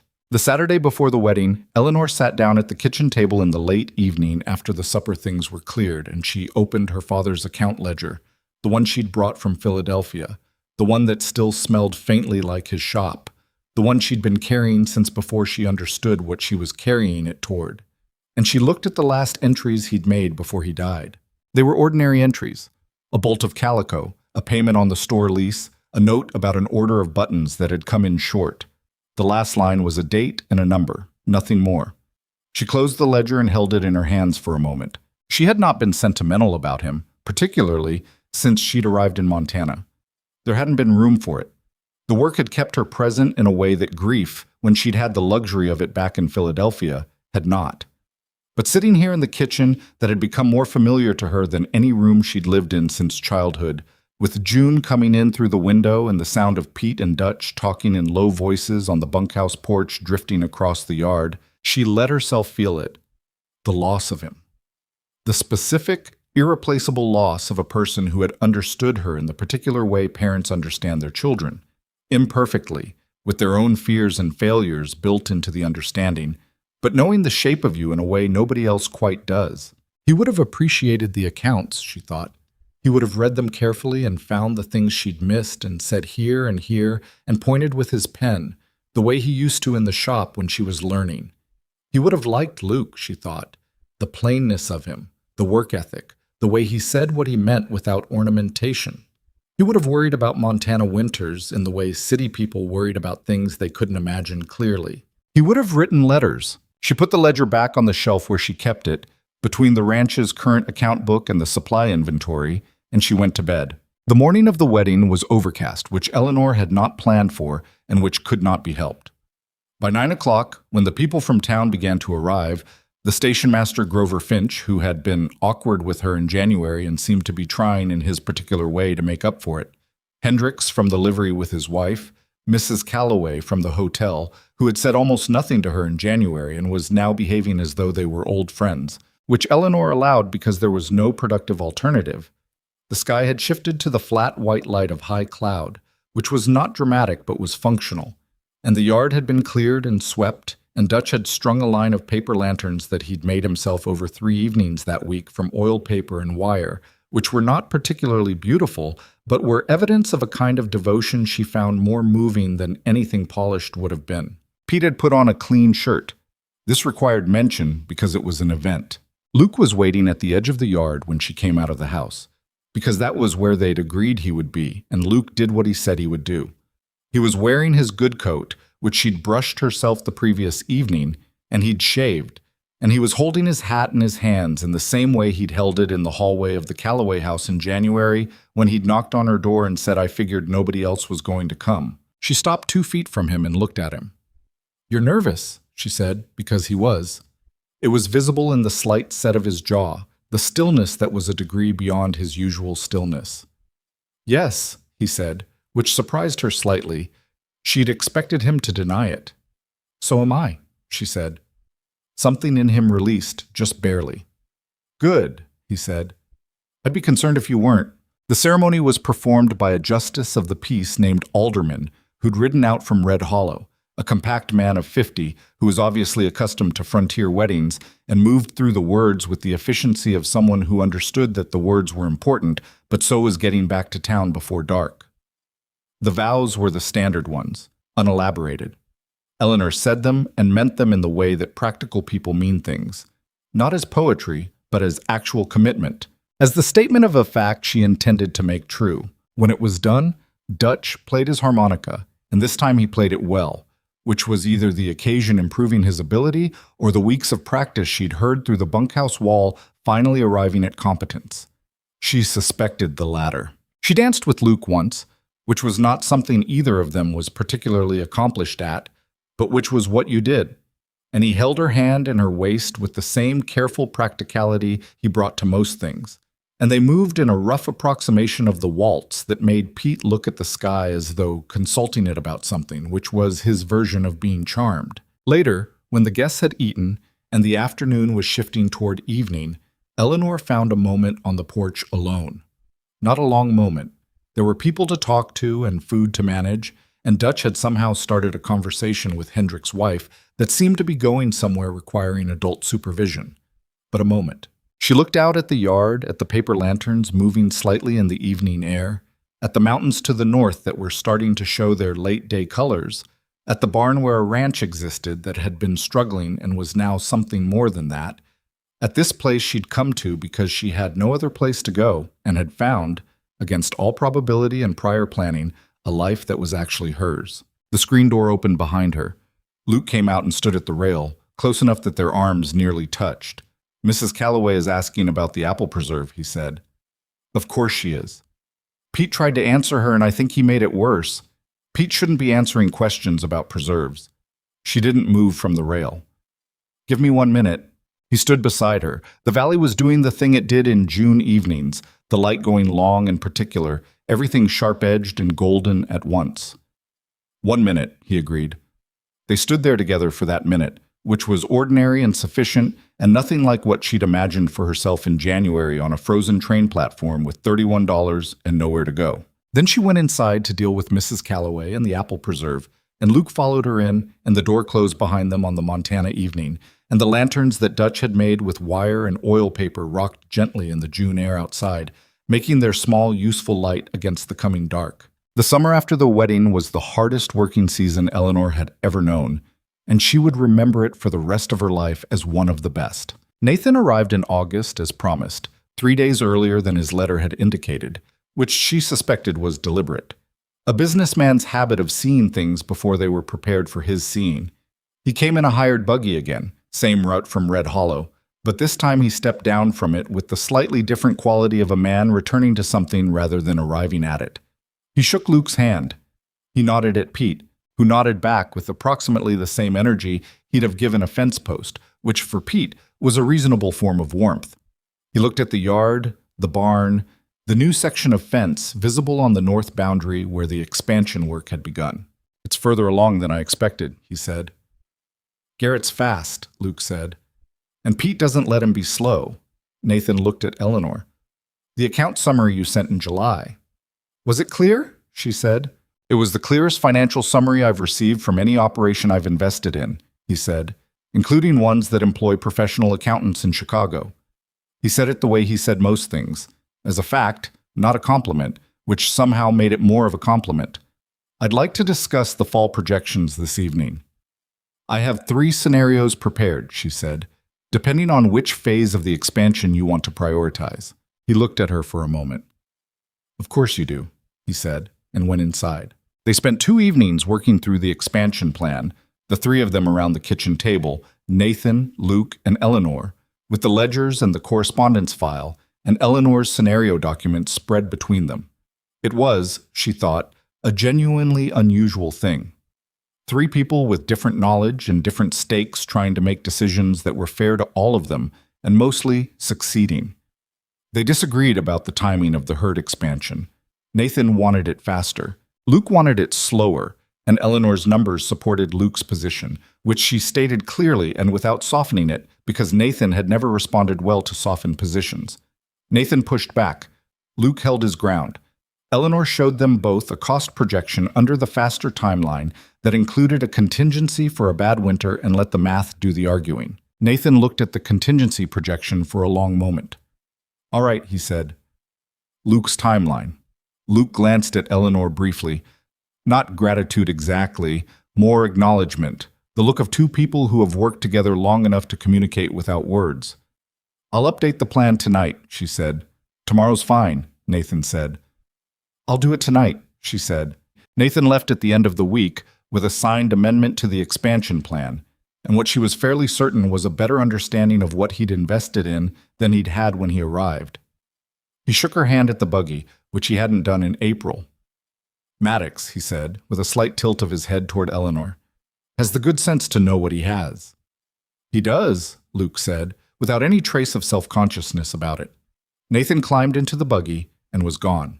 The fall came the way Montana falls came, fast, with the particular abruptness of a place that didn't believe in long transitions. The aspens along the creek bottoms turned yellow in the space of what felt like a week, and the mornings that had been cool in August became genuinely cold in September.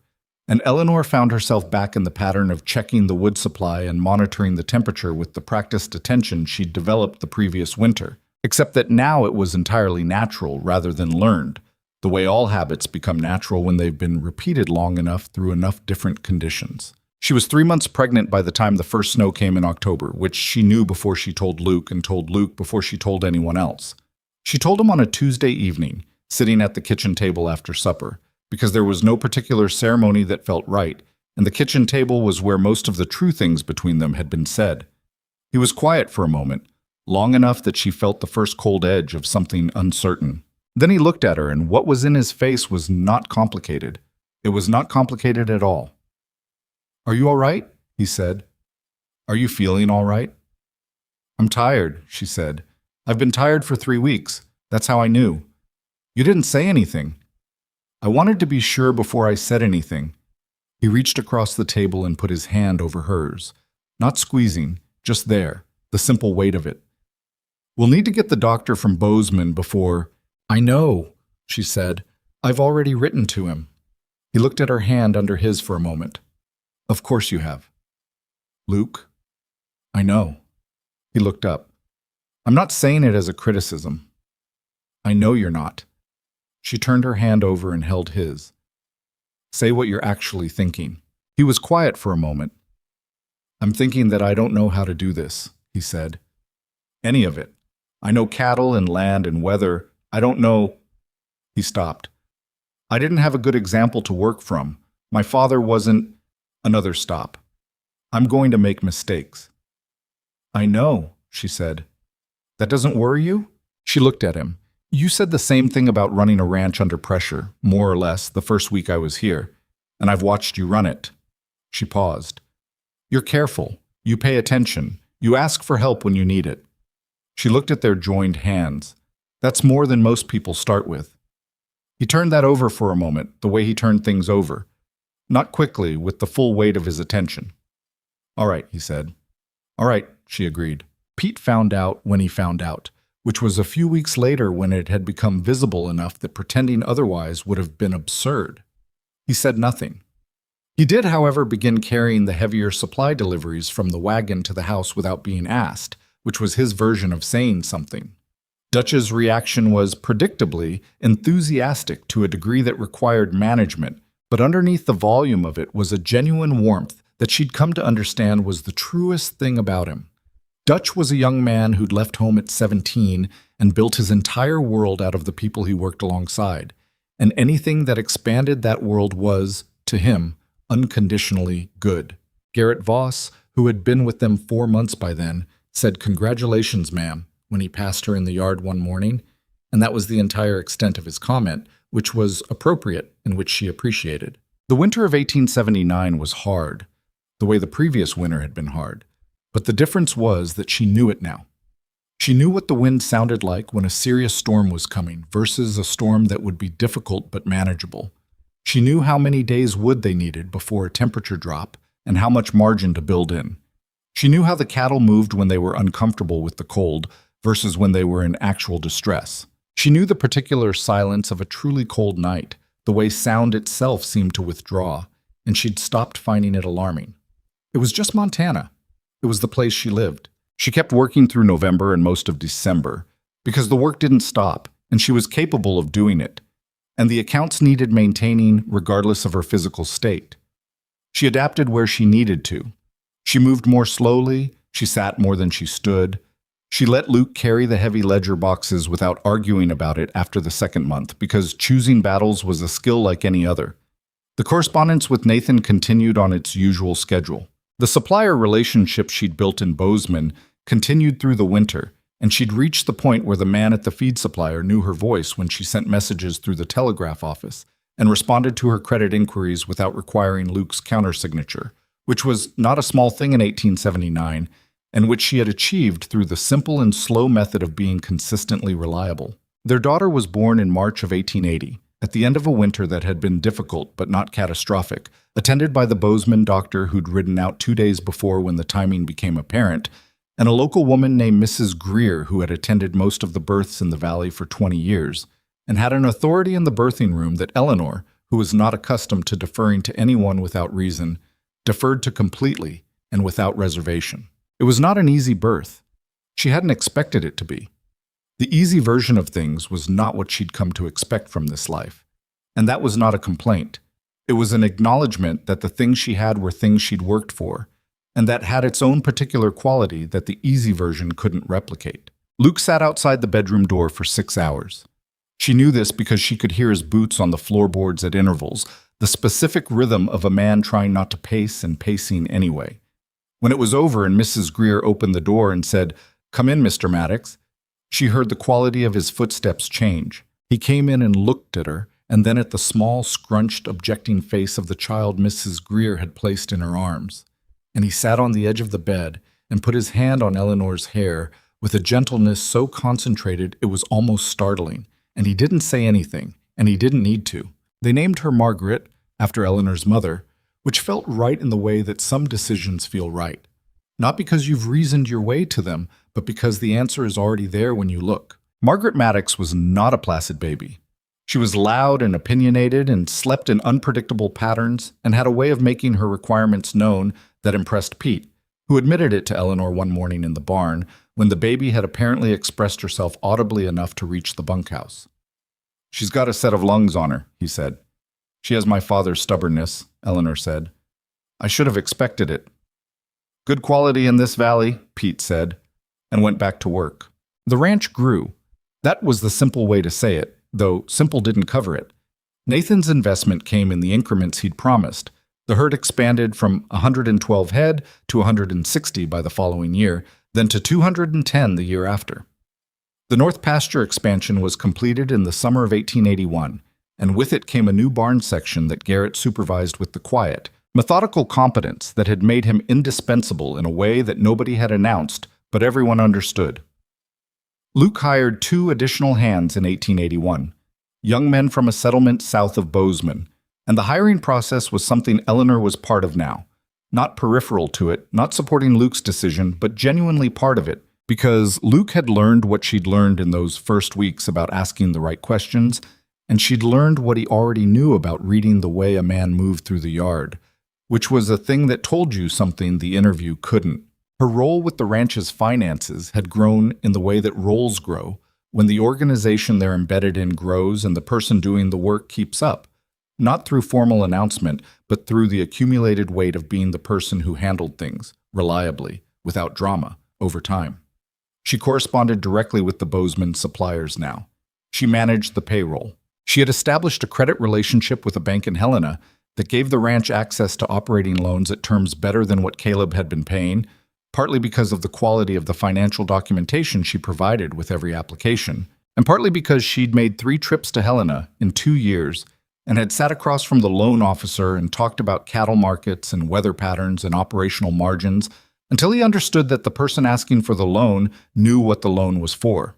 The loan officer, a cautious man named Everett Marsh, who had worked in Helena banking for 15 years, told her on her 3rd visit that she was the most prepared applicant he saw in a given year. "That's either a compliment or a commentary on the state of frontier finance," she said. He smiled slightly. "Both, I think." She brought home a loan at 3/4% below the previous rate, which over the term of it represented more money than she'd arrived in Montana with. She told Luke the terms when she got back. He looked at the documentation and then looked at her. 3/4%, he said. Marsh was resistant.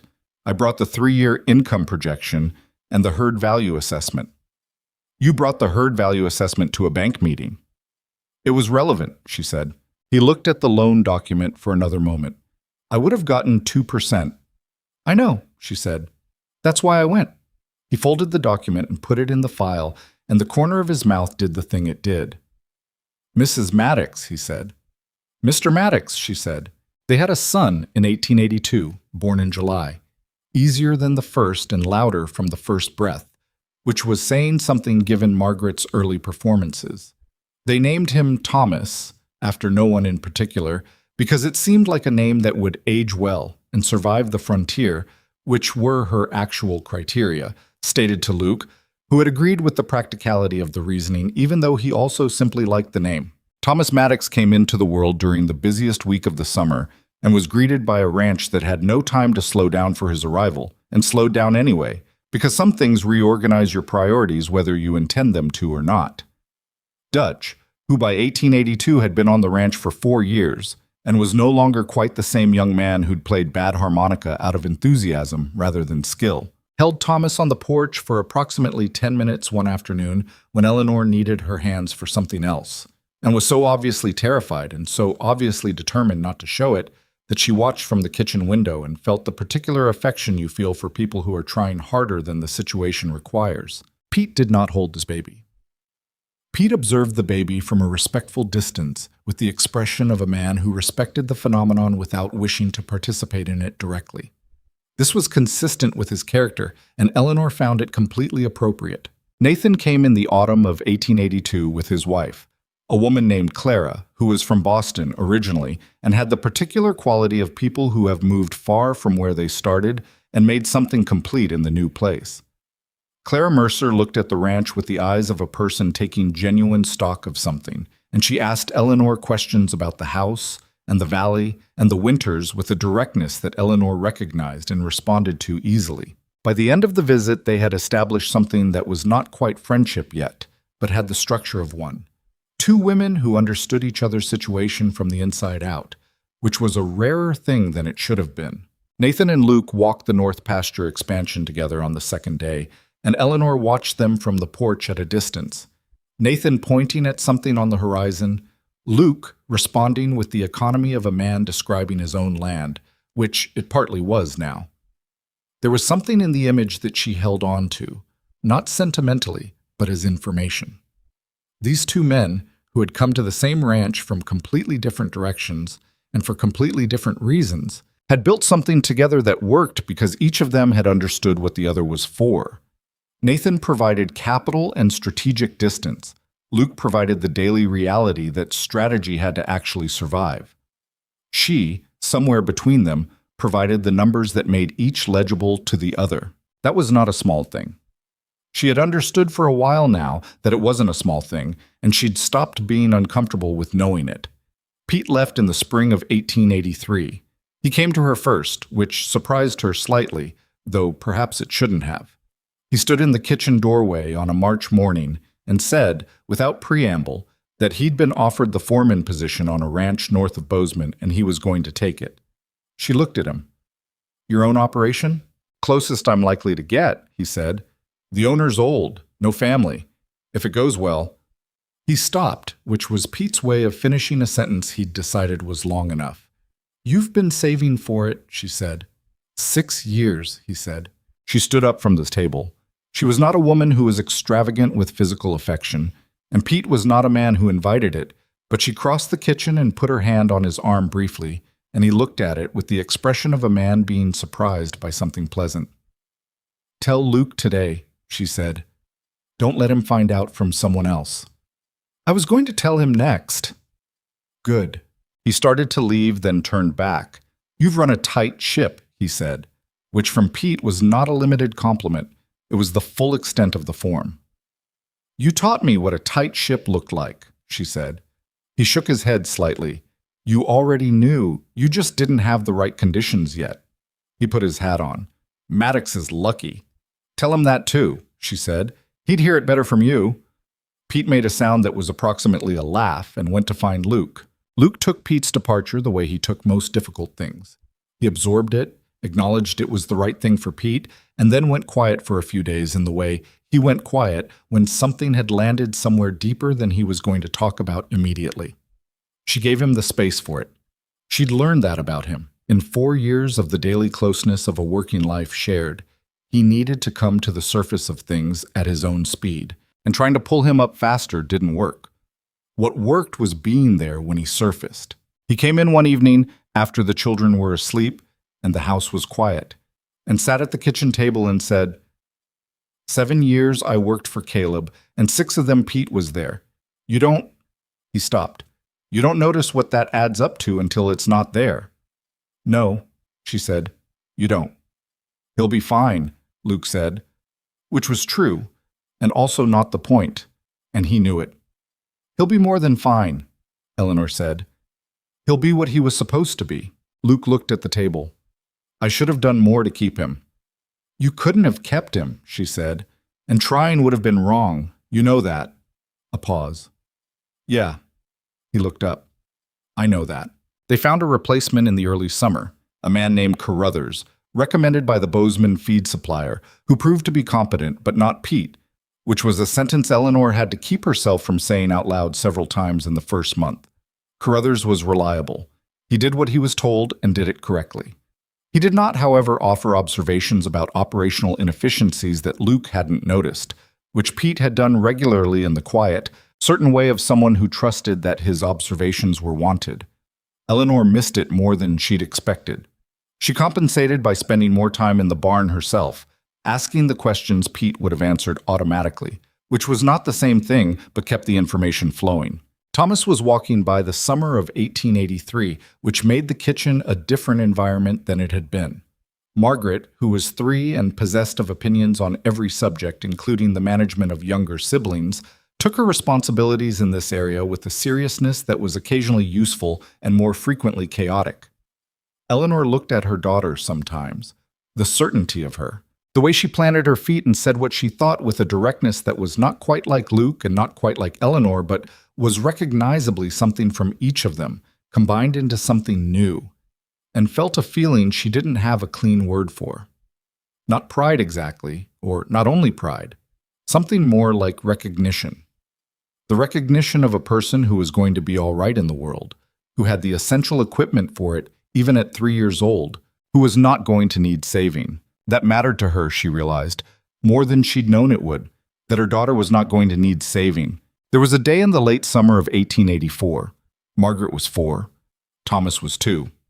The ranch was running a herd of 240 head and had 3 working hands plus Garrett and Luke, and the account books were the cleanest and most comprehensive set of records the Mercer Ranch had ever produced. When Eleanor stood on the porch in the early morning before anyone else was awake and looked out at the valley, the light was the specific light of late August in Montana. The light that came in flat and golden at a low angle and made every ordinary thing look like it had been considered. The mountains to the north had their first faint dusting of early snow on the upper ridges, which meant the season was already thinking about turning. The barn was solid against the sky. The fence lines ran straight and true to the north horizon. The yard was quiet, a working quiet, the quiet of a place that had people in it who were resting before another day of effort. She had a cup of coffee in her hand, which was cooling because she'd forgotten to drink it while she was looking. She thought about the platform in Red Hollow in January of 1878. The $31. The trunk. The frozen boards under her feet, and the mountain she hadn't known how to look at yet, and the name of a man who was already dead. She thought about what she'd believed, then, that survival was the project, that getting through was the goal, that safety was the best available outcome for a woman in her position, and that wanting more than safety was the kind of wanting that got people hurt. She'd been wrong about that. Not entirely wrong. Safety mattered, and she didn't romanticize the desperation she'd been in because it had been real and it had been frightening, and there was nothing instructive about poverty that couldn't have been learned more gently. But she'd been wrong about the ceiling. She'd drawn the ceiling of her life too low in Philadelphia out of a fear that was understandable and also limiting in ways she hadn't seen until she was outside of it. What she had was not what she'd imagined when she answered an advertisement in a Gazette at 24 years old with no options and a failing hope. It was something she hadn't had the vocabulary for yet then, a life she was actually the author of, not the author of every circumstance. The circumstances had been and remained frequently outside her control. But the choices within the circumstances, those had been hers, the real ones, the ones that mattered. She had chosen to get off the train and go find the station master. She had chosen to let Luke drive her to the ranch. She had chosen to open the ledger and do the work. She had chosen to stay when she could have left. She had chosen yes across a kitchen table from a man who had the decency to ask plainly.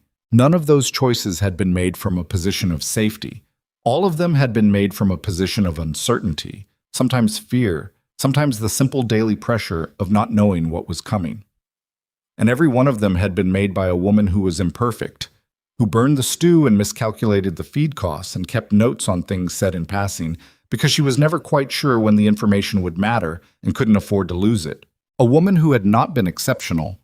She was clear-eyed about this, but who had been consistent and honest and willing to do the next necessary thing when the next necessary thing presented itself. That was not a romantic story. She didn't think it needed to be. Behind her, the screen door opened and then small feet on the porch boards. Margaret, who was constitutionally incapable of sleeping past the first light. "Mama?" She appeared at Eleanor's side and looked out at the yard with the same surveying seriousness she brought to most situations. "Good morning," Eleanor said. "Is Papa in the barn?" "He'll be there soon. He's still sleeping." Margaret absorbed this. Thomas woke up. "I heard him. He's talking to himself." "He does that." Margaret leaned against Eleanor's leg with her characteristic economy of affection. Not clinging, just present, in the way she was present with everything, fully and without excess. Eleanor put her free hand on her daughter's hair. The morning light kept coming down the valley, working its way across the mountains and the pastures and the fence lines, warm and unhurried. Luke came out 20 minutes later as he always did, his coffee in his left hand and his hat in his right, and his face carrying the particular quality of a man who had slept reasonably well and was thinking already about the day ahead. He stopped when he saw them both on the porch. "Early crowd," he said.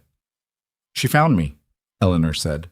He looked at Margaret, who looked back at him with her steady, considering gaze. He came and crouched down to her level. "You going to help me feed the horses this morning?" Margaret thought about this. "After breakfast." "Fair enough." He stood up. He looked at Eleanor over their daughter's head, and what was in that look was not dramatic.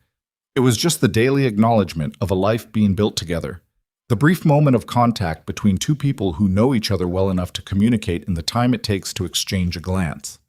She held his gaze for a moment.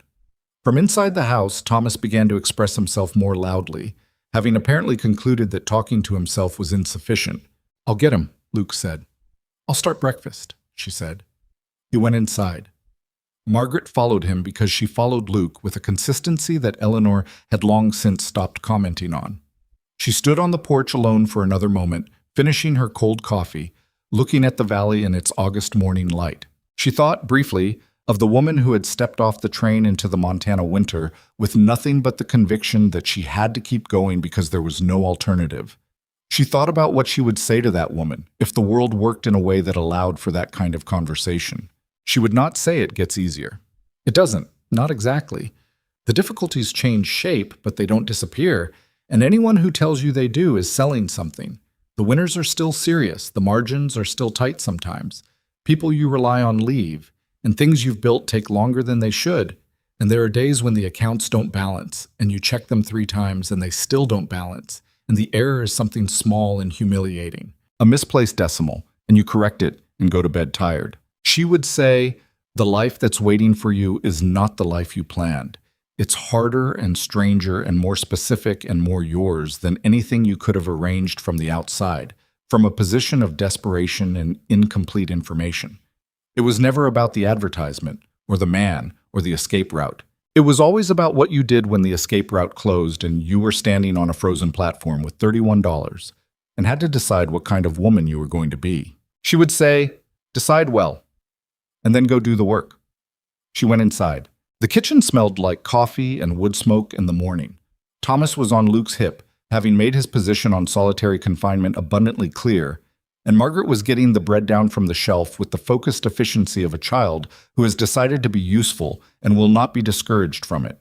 Luke caught Eleanor's eye across the kitchen, and there was something in his face that was as close to uncomplicated happiness as a practical man who had learned to expect difficulty was capable of, which was close enough, which was more than enough. "Bread's stale," Margaret announced. "It'll be fine toasted," Eleanor said. "Papa likes it fresh." "Papa can make fresh bread tomorrow," Luke said, "if he has any opinions about it." Margaret considered this and apparently found it reasonable. She put the bread on the table. Thomas reached for it immediately. Eleanor tied her apron and started the stove, and the Mercer Ranch came awake around her the way it came awake every morning, slowly, with purpose, with the accumulated knowledge of everyone in it and the accumulated weight of what it had cost and what it had given back. Outside, the Montana sky was doing what it did on the best August mornings, going blue from the horizon up, the color deepening by degrees until overhead it was something you couldn't quite name, too rich and too wide and too indifferent to smallness to have a satisfactory word for. It was a good sky.